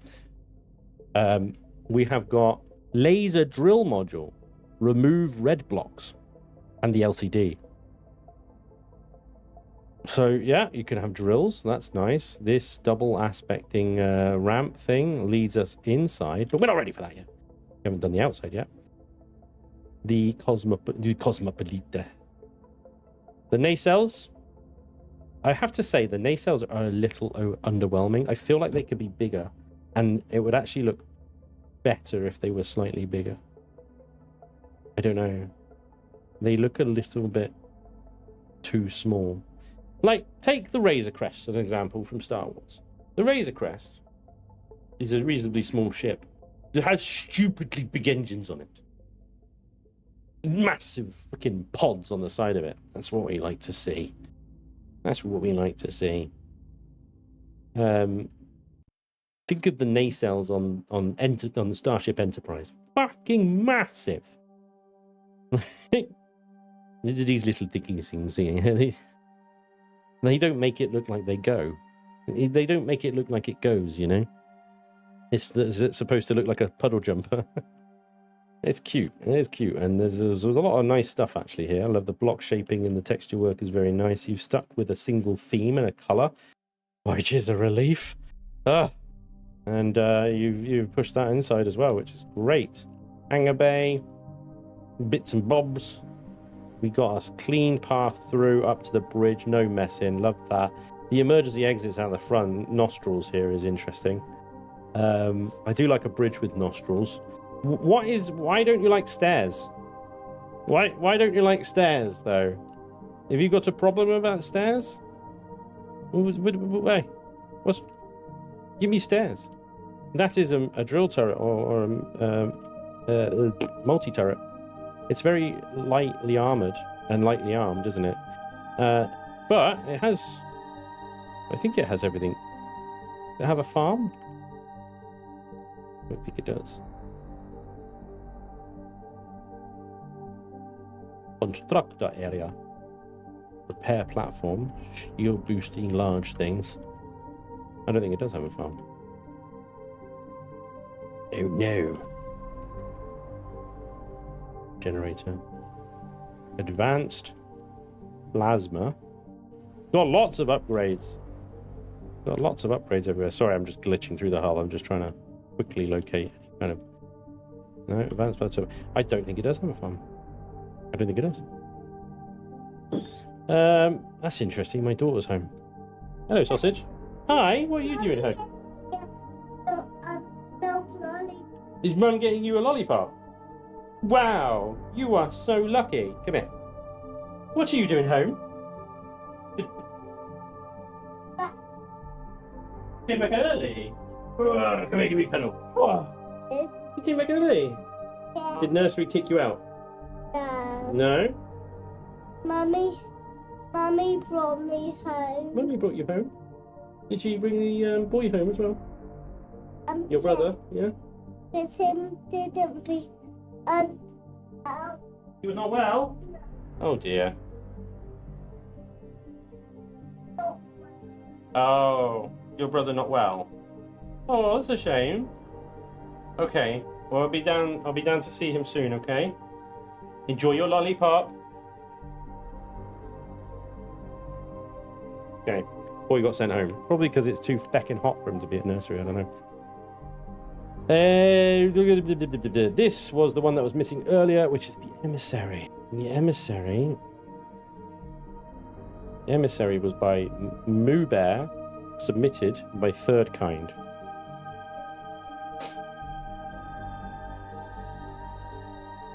This is, well, it's classically Moobear, isn't it? Look at the freaking block shaping on here is wild.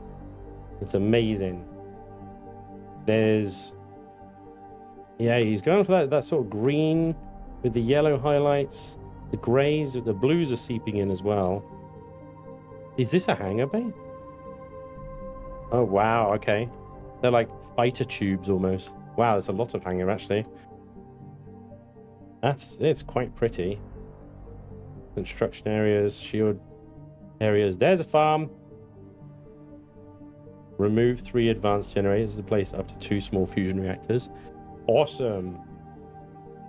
Yeah, very nice. Just again skipping through the hull, sorry. But that's very good. Yeah, so these little like almost like BSG style fighter pods and ramps for HVs as well. So you park everything here and then you decide how you want to exfil. Nice. CO1. Let's go up the elevator. That's the core room. And garden.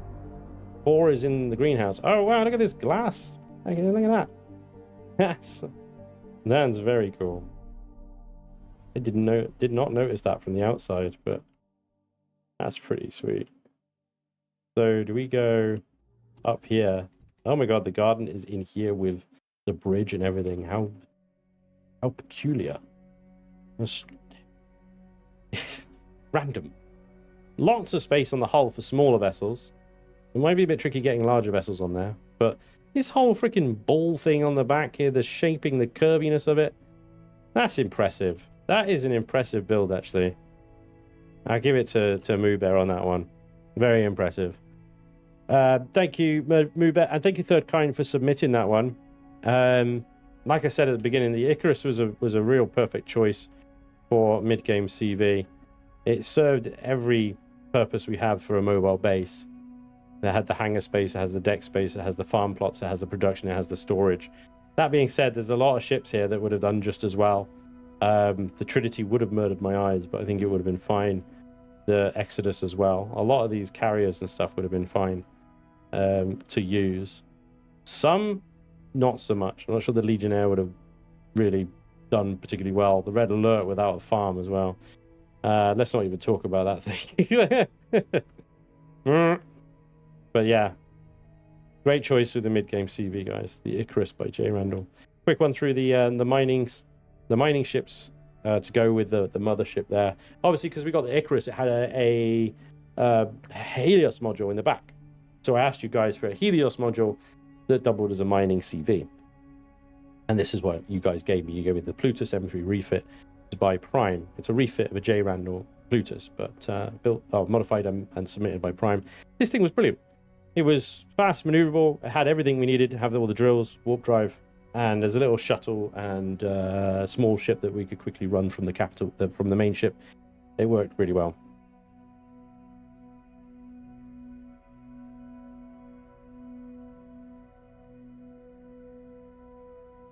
Oh, sorry, yeah, the emissary bot. The emissary bot relays chat from Twitch TV, which is TTV, or Kick, which is quick Kick chat. TTV chat is Twitch chat, Kick chat is Kick chat, and YT chat is YouTube chat. Which you should also be seeing on Twitch and Kick. But if you're on YouTube, you won't see it. Anyway, the Helios drill module features twice, basically, but this one's a refit. So basically all roughly the same kind of things. You've got 2 ASV Janus modules that have been modified in different ways, and you've got 2 Helios modules that have been modified in different ways, and the Plutus was kind of out there as well. So these things are, you know, they're just one box room with everything you need inside of them, and a bunch of drills can be added to the exterior. I guess they don't come with it, and it's the same for this one. This one does have the drills to come with it, as you can see. And there's a slightly different layout with some interesting texture work. I don't know what this hole is, but there we go. That you park a HV in here and use but it would just fall out if you undock it. I don't know. Maybe you put a drill turret in there. Not sure. But that thing's got a lot of firepower sunk into it, which is odd. And then these things, you put the drills in these slots here, and off it goes. The extended, I believe, is just fully sort of upgraded and maxed out version of it. And there we go. So the Plutus by Prime. This one was submitted by Hotspot. Was modified by Alessia, I believe. This one was modified by Silverbeard, which is submitted by Melts. Melts. This one was by the Lone Empyrion, submitted by Ionara. And the extended was Yankee D, submitted by Sislak. Thank you, guys. We're moving on to POI infiltration tanks now. So I needed a tank infiltrator type thing that could go inside enemy POIs, like the sector command and the oh my god, I've forgotten the name.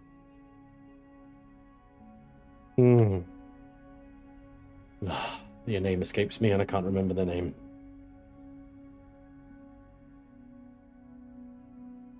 The Overlord Tesh, thank you. There we go, brain. brain recovered, inside Tesh POIs like the Overlord. It had to be small enough, narrow enough, and low profile enough to fit through the doors, but heavily armed enough to be able to deal with the turrets and everything that was inside of them. The winner of that one was the SCA Assassin, which did very well, actually. Its 2 artillery cannons or heavy cannons on the front there quickly dispatched any of the turrets inside, while its medium GAT cannons literally mowed down anything in front. I did modify it to have a respawn chamber on the back as well. So I took this back plate off and just chucked a respawn on the back so that we could respawn if we died. Other than that, perfectly fine machine. The Balrog R2 by NT was submitted by Ernie and would have also made a perfectly fine POI infiltration machine. I'm guessing this is the perfect width for the sector command. It's a little bit wider than the Assassin. It comes with medium cannons, and flamethrowers.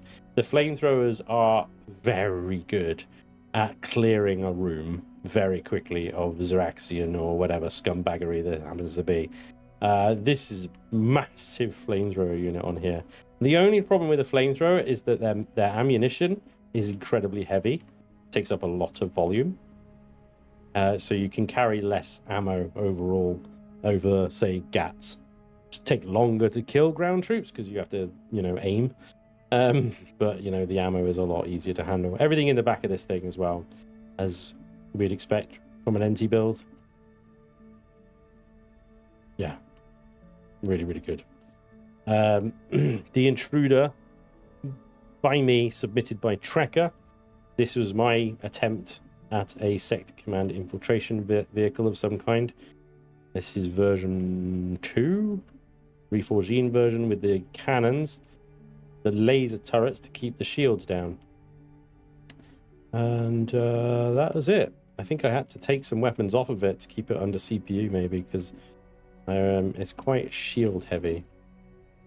But yeah, I mean, the cannons, the exploding shells of the cannons deal with the ground troops as well.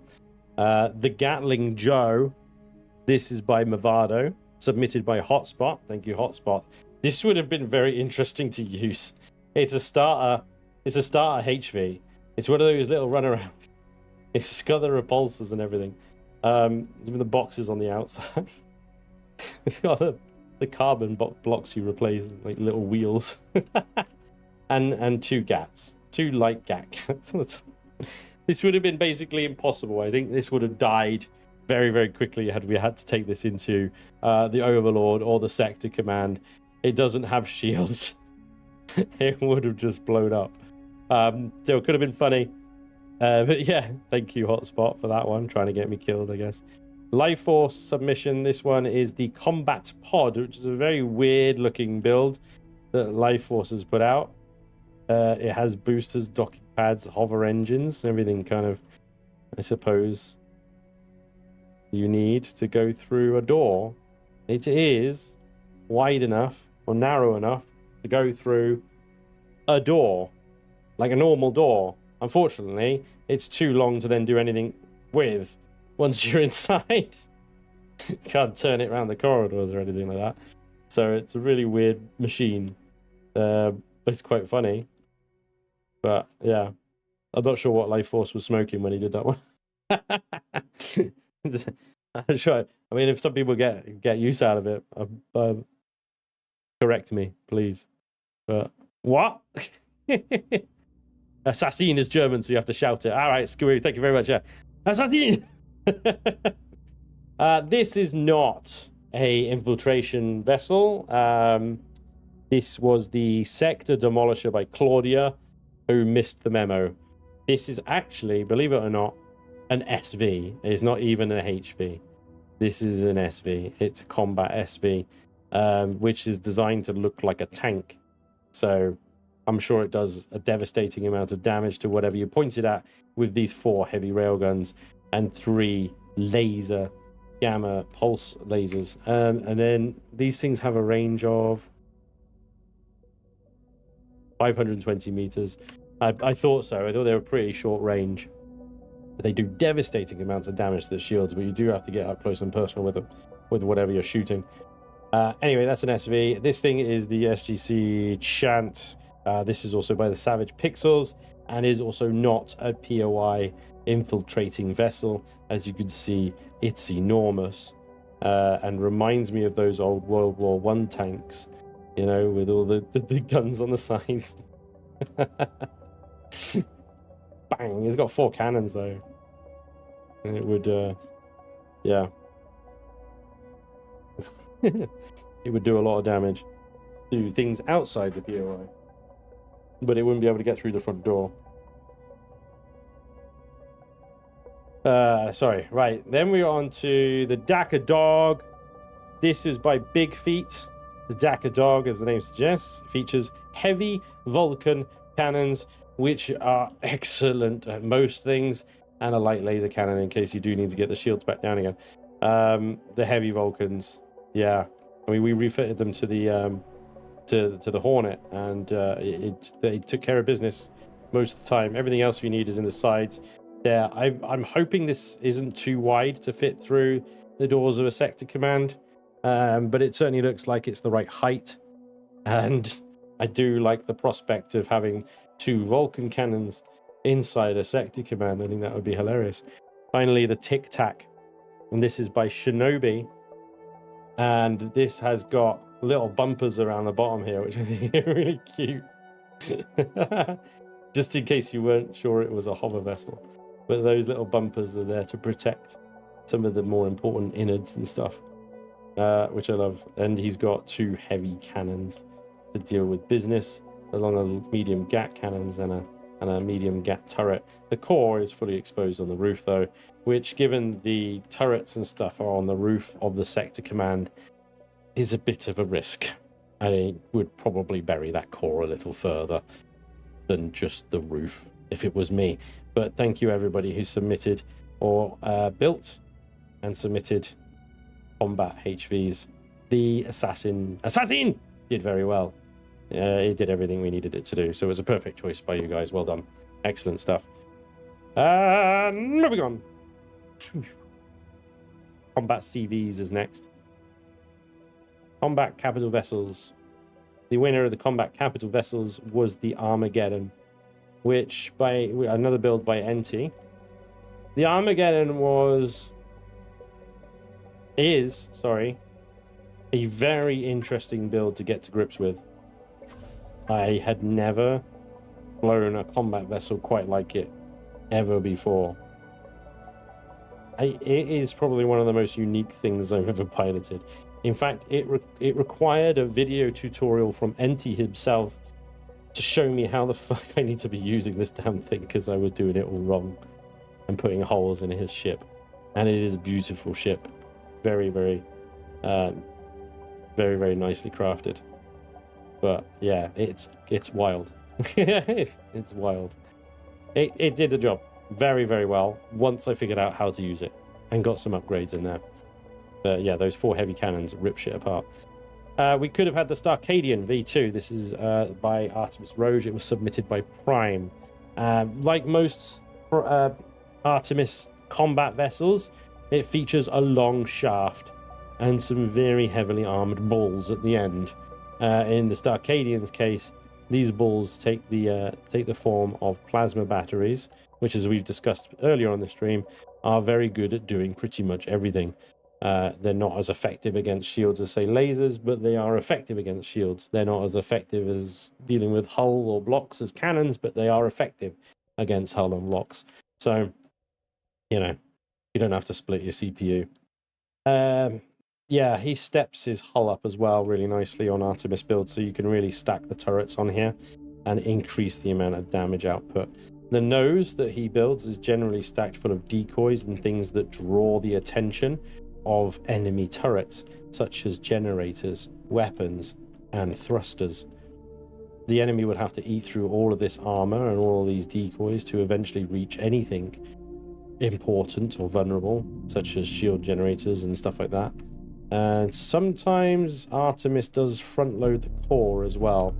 He doesn't do it in all of his builds, but sometimes he'll front load the core in a place so that if the ship does take critical damage,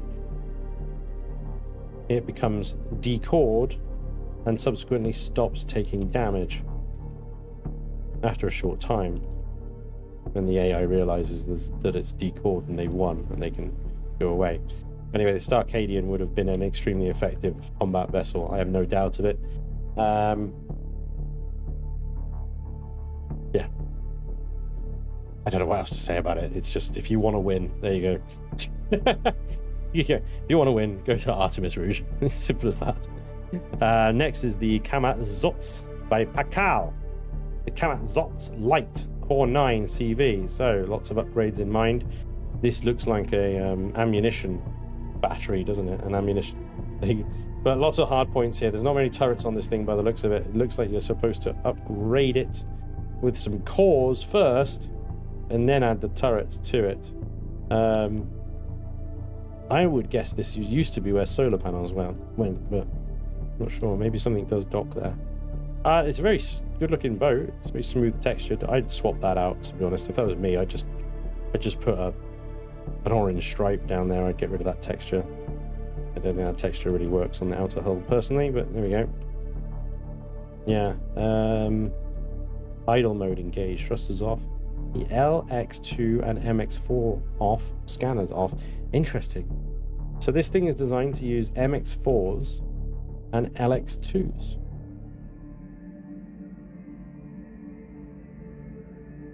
It is recommended that you use light modulated turrets on this ship. They do not use ammo, but you should keep an eye on your power generation. It's true, they don't use ammo.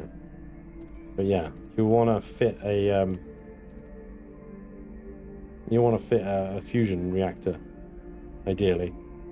Small fusion reactor. There you go. He's got the spaces for it. Large fusion reactor. Okay. Yeah, this is definitely and there's the LX2. The LX2 goes here. That's that big honking railgun straight through the nose. Okay. Yeah. Again, that would have been interesting to figure out. I don't usually go down the route of the LX2 because I don't necessarily know exactly where the core is on every ship that I'm fighting. I have a vague idea of where it is, and I generally destroy that area or things in that vicinity and hope I get it. The LX2 kind of requires you to pretty much know exactly where the core is because it's like a feckin' scalpel. It just cuts through. The Scythe XCV by Ionic. This was submitted by Stewie. This, again, it follows the same principles that we saw in the Artemis ship. Long shaft, big powerful balls. And we've gone here with the railguns. Yeah, railguns. Laser turrets, yes. Modulated? I think that's a modulated laser turret. It is, yes. Modulated lasers don't use ammo, use power. So they will deal with the shields, and then you railgun the bejesus out of anything you want to. Now, heavy railguns do actually do a bit of splash damage as well. They have an AoE. They're not quite the scalpel of the LX2. So you can be a little more casual with them. Alarm sentries, good. Lots of thrust. Let's check this nose. We've got in here lots of... This lag shot armor, guys, completely unnecessary now. You don't need to do this anymore. Lag shot is not really a thing anymore. So this is what I talk about, a front-loaded core. The core is actually really far up front in this ship here. There's a really good reason for that. If you're taking so much damage that the enemy has eaten through majority of your armor, and you're starting to take damage here, this is especially Legacy will do that. Legacy will eat through your armor quite quickly. The core being this front mounted just before your expensive innards. If the enemy destroy your ship to the point where it gets to this point, the core goes, the ship becomes unpowered. It is no longer targeted by the enemy ship. There's a bit of a delay. They'll keep shooting at it for a little while and then they'll just stop shooting it. In the hope, when they do stop shooting it, that you would have saved all of the expensive stuff inside your ship. And when the enemy ship sort of patrols away or goes away enough that you can put a new core in and you can fly off and get repairs. That's a front-loaded core. It's a good idea if you expect to take a lot of damage in your ship, or it's designed to. Again, this one employs decoy weapons. Thrusters are obviously here. These are generators at the front as well. It's a good-looking boat. There's texture work here reminiscent of J Randall stuff. And then you got weird red squares, which are hard points for new turrets, I guess. But the Scythe XCV, very nice. It would have been very effective. It was a very effective design. This is the Hunter, the Core 9, Hunter Core 9 2 by Mubear, and another awesome looking Mubear build. The block work and texturing on this thing is just crazy. Similar to the Artemis principle in the long shaft and fuzzy balls, except the fuzzy balls are much closer to the shaft this time. And it looks like we've got medium plasmas, or are they heavies? They are medium plasma cannons. Lasers, medium plasma cannons. Much closer to the hull. So they're sort of staggered vertically. So you should get a decent amount of DPS out of those. The decoys are in place, and we do have the front mounted core as well. Yeah, so again, I don't need to look at the rest of the ship. I know that would work perfectly. Plasmas, all-round weapon. Lots of lasers as well. Those shields are going down. Easy peasy. Jobs are good. And thank you, Mubear. The Minos OG, this is a J Randall build, submitted by Prime. And again, we've got a similar looking shape here, haven't we? So this is on the same theme as the Icarus, our main ship. The Icarus being our sort of home base. This would sit on the top and look like a little baby Icarus, except with massive nashers. Looks like this thing can mount a pair of LX2 railguns. I didn't even think you could have more than one, but all right. Bunch of heavy weapons in the sides there, as well as turrets on all these hard points on the sides there and the top. And I'm thinking that inside here we've got decoy turrets, decoy weapons, generators, and have we got a front mounted core? Yes, we do. Core is right there. So you're going to lose less than half the ship before the ship goes dark and stop taking damage. So again, yep, building all the principles of of effective combat design, and everything important is behind here and is textured and shaped in classic J Randall detail, which is to say, excellently. Very nice. Moving on to the Defiance by Dadrick, submitted by Splinter. This looks a little more chunky. I love the little hammerhead on the front here. I did something similar with my my combat ship. I can't remember the name of it. The Ushan, that was it, the Ushan. Ushan had the same sort of thing, a hammerhead front, and then he's gone for low slung plasmas. So this is a problem I would have. The medium plasma battery here. Let me get in the pilot seat and we can see if we can see what I mean. Right. When you're in an external camera, that crosshair direction there is above the ship because, you know, you're so much higher than the ship. When you've got cannons, and it might not be a problem, it might be fine, it might fire above them, I don't know. But you got cannons underneath the ship. They look awesome, don't get me wrong, they look fantastic. But the actual trajectory of fire on that crosshair is that. It's not straight, it's like up and left a bit, you know. The problem is this hammerhead at this point now becomes an obstacle. And it might get in the way of you being able to shoot stuff, you know. So I would have flipped that. I'd put these up here, and then it's not obstructed. It's not going to be a problem if this is in the way. You're always shooting up, especially if you're in third-person camera. Maybe it's not a problem. Maybe it works anyway. But I would, if I was building this, and that's what I would do, I'd just flip those onto the top there. Otherwise, you got plasmas again with lasers, and looks like medium missiles. Light missiles. My apologies. Light missiles. Probably ditch the missiles. I mean, the missiles are very good because obviously they're homing, they track, right? So if you set the missiles on turrets, they will deal with like reducing enemy turrets. quite quickly, which can obviously massively help in a fight. So probably swap that out for the MP launchers, personally. But yeah, that is the Defiance, and that is by Dadrick. Thank you, Splinter, for submitting that one. The Rupture by NT. This was submitted by Lone Wolf. Yeah, that looks like a Rupture, all right, doesn't it? Oh my god, look at those multi-barreled heavy cannons.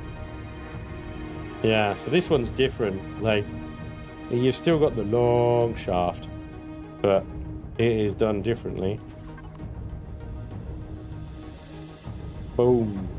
That's gonna leave a mark. Those thrusters is buried down there. It's very good. There's a forward-facing missile turret in the wings as well. The only problem with this I see is that there isn't any of the... Well, there are some thrusters here, as I guess as decoys.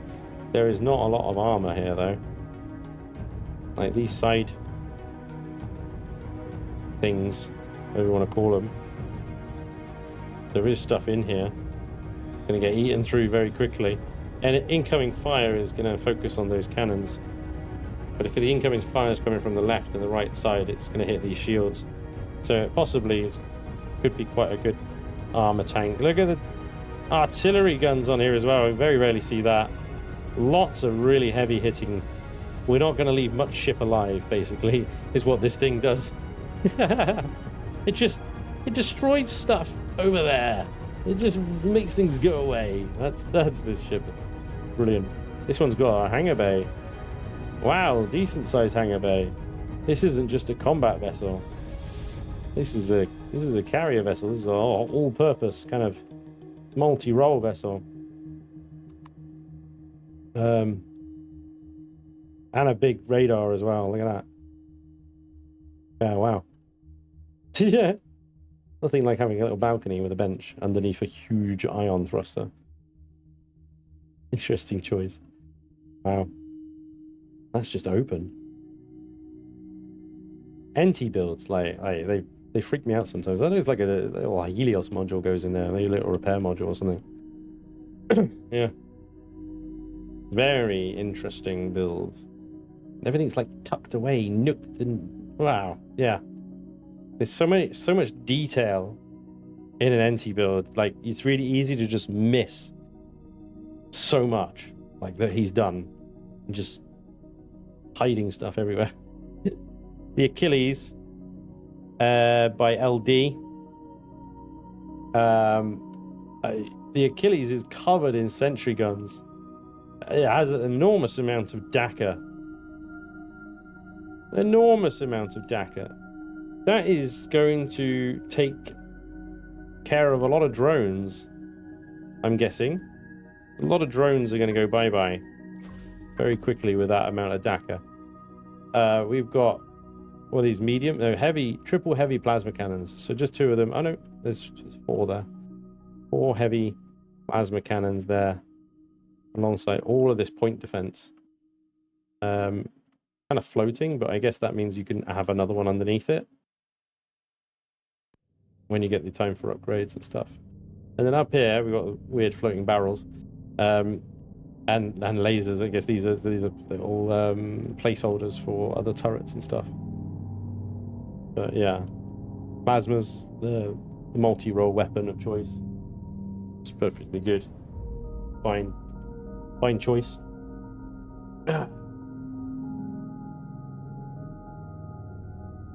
I'm not really like a scalpel type. I know what you mean.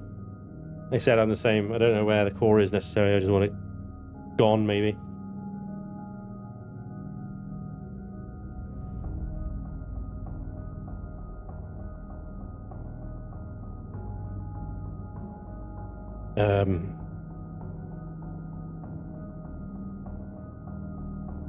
Yeah.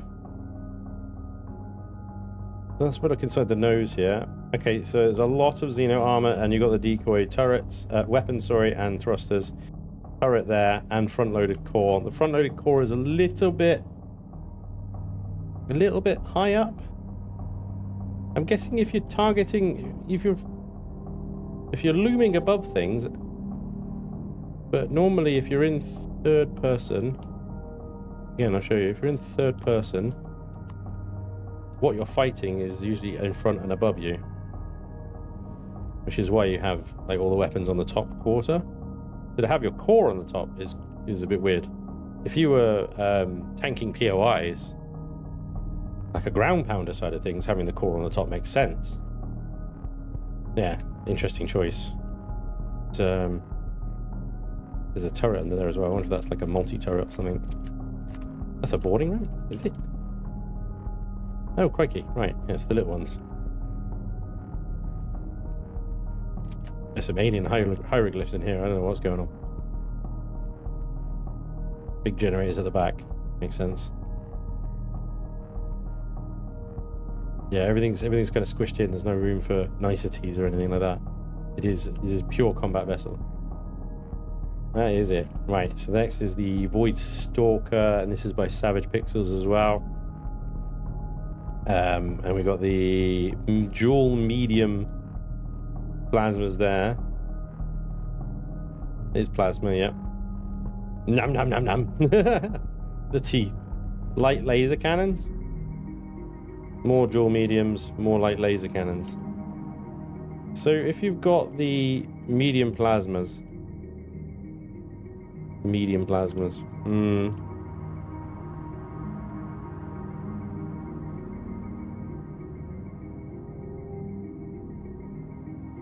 What I would do is ditch the lasers. I'd put the medium plasmas in there as well, and then you could use the hard spots on the top for turrets. Either laser turrets, because you can only fire one manual weapon at a time, right? So while you're firing those laser cannons, your plasmas are doing nothing. And likewise, if you're firing the plasmas, the lasers are doing nothing. So you really want to have one type of manual fire weapon, and then everything else dealt with by turrets. The turrets will fire automatically. So, yeah. I love the teeth on this thing. It's so funny. Yum, yum, yum, yum. Cockpit is right there as well. Narrow view. Narrow view. The green is back. Ah! Help me. The green is back. They found me. I don't know how they did it, but they found me. Run for it, Marty. Okay. Yeah, everything of being at the front as well. Everything being at the front is it's risky. I mean, these weapons are really expensive. Losing them is bad, which is why so many of the other ships you see, they have decoys in there, light weapons and stuff that isn't expensive. So front mounting these weapons, if you lose your shields, or even if you don't lose your shields, because if you take shield penetrative damage, you could end up losing these very expensive weapons. Having them rear mounted or even mid mounted is better in my opinion, and safer. But yeah, that is a hefty bird, and there's more turret mount points down here as well. Thank you for the Void. That was the Void Stalker by Savage Pixels. Victoria Class by Fafnir. This is Star Trek inspired by the looks of it. Oh my god. That is a lot of railguns. Light railgun. There's I love that. Pew. Pew, motherfucker. Pew. Pew. Douche. That is, yeah. Firing all 12 light railguns simultaneously. That's gonna leave a mark. They might only be light railguns, but collectively they hit harder than your mum. So yeah. There's nothing else on here, but I mean, I'm assuming there's plenty of space here. Let me hang on. Let's might be more. There is a turret there. Laser turrets. There we go. Good choice. Yeah, laser turrets coupled with railguns. A very good choice. Lots of space on the hull. We could add more. Swap those sentries out for EMP launchers or something, you know. Down those shields real fast and get those railguns really working over those targets. I bet like 12 railguns probably takes out a turret in one hit. 2 hit maybe. I'm guessing. I don't know. But it'll be quick. concentrated firepower of that magnitude. I love that. I love the little friggin' window. All you need to know is where you're shooting. You don't need to see anything else. That's just distraction. Lots of space in here for upgrades as well, as you can see. Yeah.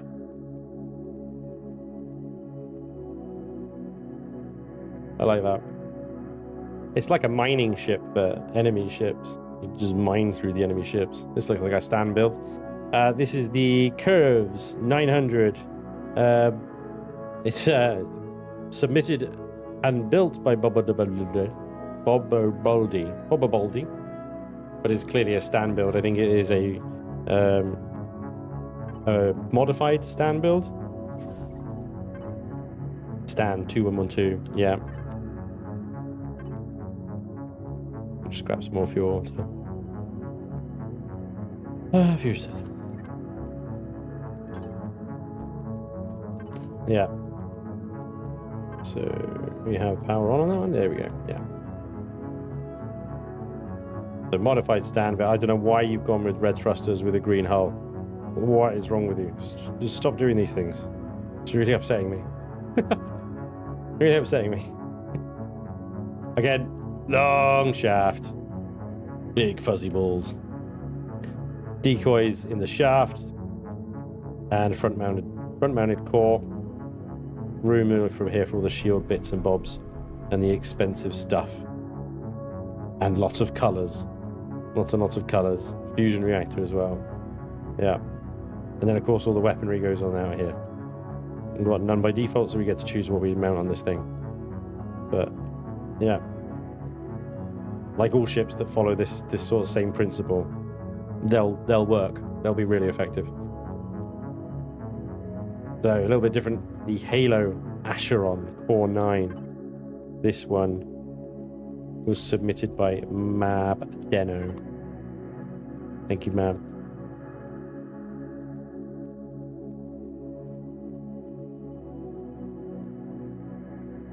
That's a lot of plasma. Medium plasma cannons for days. Yep. And space for more. Interesting. So, yes, it follows the sort of... sorry, no, it doesn't follow the same sort of principle as the kind of long shaft of the things, but the weapons mounted in the sides here would still be effective mostly. You'd have to be very careful with this one. You'd have to keep an eye, and that's a lot of... Ugh. Stop it. You'll have to keep an eye on your shields, and then subsequently your armor. I mean, what, you got several, maybe 3 or 4 blocks before you get to your light laser cannon, and that decoy's gone. And then what? We don't appear to have any more decoys. Oh, you got the generators. Forgive me. Yeah. A couple of generators there. I can't see very well through the hull because of the lag shot armor there. That's not necessary anymore, guys. You don't need to do it anymore. So yeah, ball with a shield generator in it, and then all the gubbins at the back here. And lots of color. Lots of color. All right, it's still, I mean, yeah, it's definitely a unique, cool looking bird though, isn't it? I love the wing kind of looking stuff. Very cool. Next, penultimate, the Law, another Artemis build, and it's basically terraced turrets this time. Lots of terraced turrets with a few light plasma cannons mounted on the top. Presumably there's plenty of space to swap them out to something else if we prefer. I think this one is a target painter, and that is an alarm sentry. So you set the target painter to say generators, and you use those manual weapons to take the generators out. Your turrets do everything else, I guess. Again, like all the other Artemis builds, it's built on the same principle. Decoy stuff, thrusters, generators and whatnot in the nose up to... I don't know if this one's got a forward mounted core or not. It does have a core hole here, but it doesn't look like the core is there. He's he's moved it somewhere else. I think I remember him saying like he used to do it, but he doesn't do it anymore. The forward mounted core thing. I think, you know, he's got to the point where it's like, actually, I'd just rather not take the risk that my core would go down and get myself out of trouble manually. Fair enough. But yeah, basically the same sort of principle, but it's loaded slightly differently with the laser turrets and the missile turrets and stuff. And lots of sentry guns again.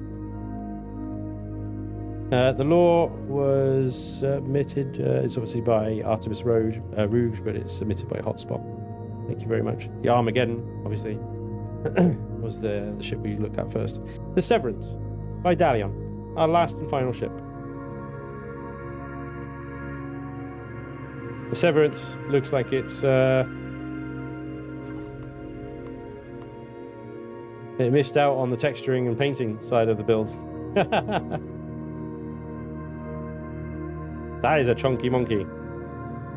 Forward mounted hangar bay, lots of storage. Is this a combat vessel? Wow. I think this one was submitted in a bit of a hurry, and they actually built it for my series. Unfortunately, it did not get chosen. But it looks like it would have been a very capable vessel. There's a lot of texturing and stuff that needs to be done. But yeah, that is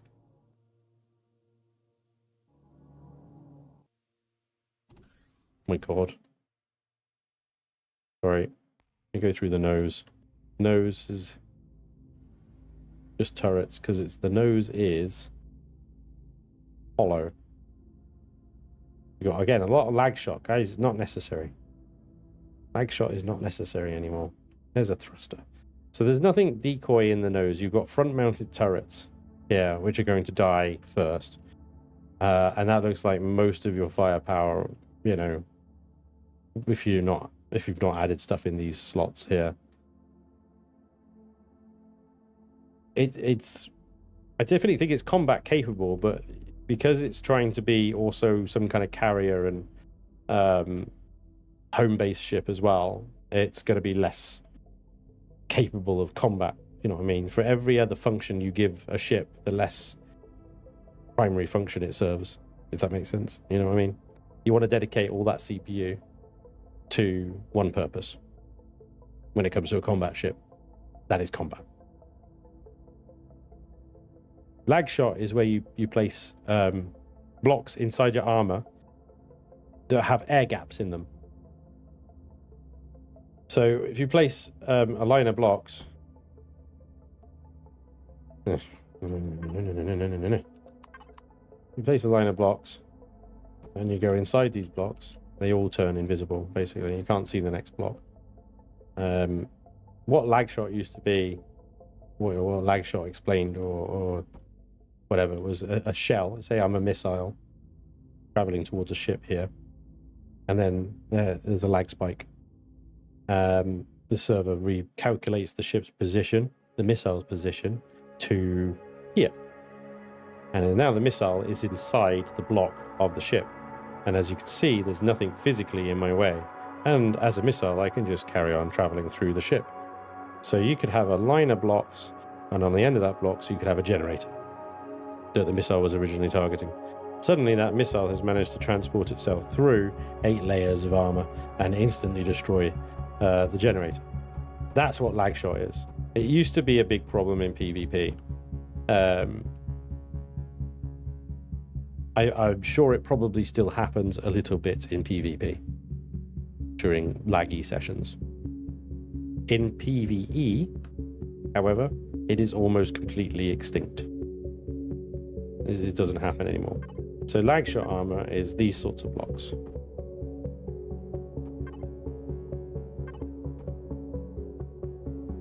So you do that. And that means that if a missile teleports inside a block, you see, my view is blocked. I now can explode against that block, or that block, or that block, or that block, or that block. And therefore, the armor is effective, regardless of whether the missile lags through the outer layer or not, because of the air gaps. But like I said, it's not necessary anymore. It used to be a big problem, but it is not really anymore.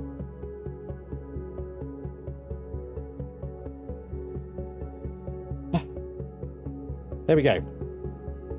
Now there was a category on Discord as well. I did ask for stations to be submitted, but I never got to that stage in the game. Generally, because time, I'm afraid I'm out of time. I'm not going to go through the stations at this time. Again, they're massive builds, so I just had a look from the wife who's being like at me. So fortunately, that is all the time I have for today. The Scarab by Shinobi is missing. I thought I did the Scarab earlier.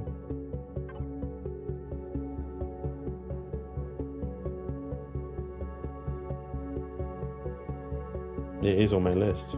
The Scarab. My apologies, Shinobi. Thank you, Prime. Let's have a quick look at that. Shinobi's Scarab.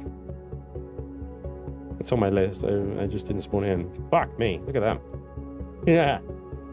Main plasma, heavy battery. So what we got? 5 heavy plasma batteries. Big thruster on the front. So this definitely be a shield focused build then. Like it hasn't got the armor to speak of, you know, especially in the nose. Your main primary reverse thruster is there, and you're immediately into generators and stuff. Yeah, okay. If your shields go down, you're buggered. I gotcha, but that's fine. Perfectly okay.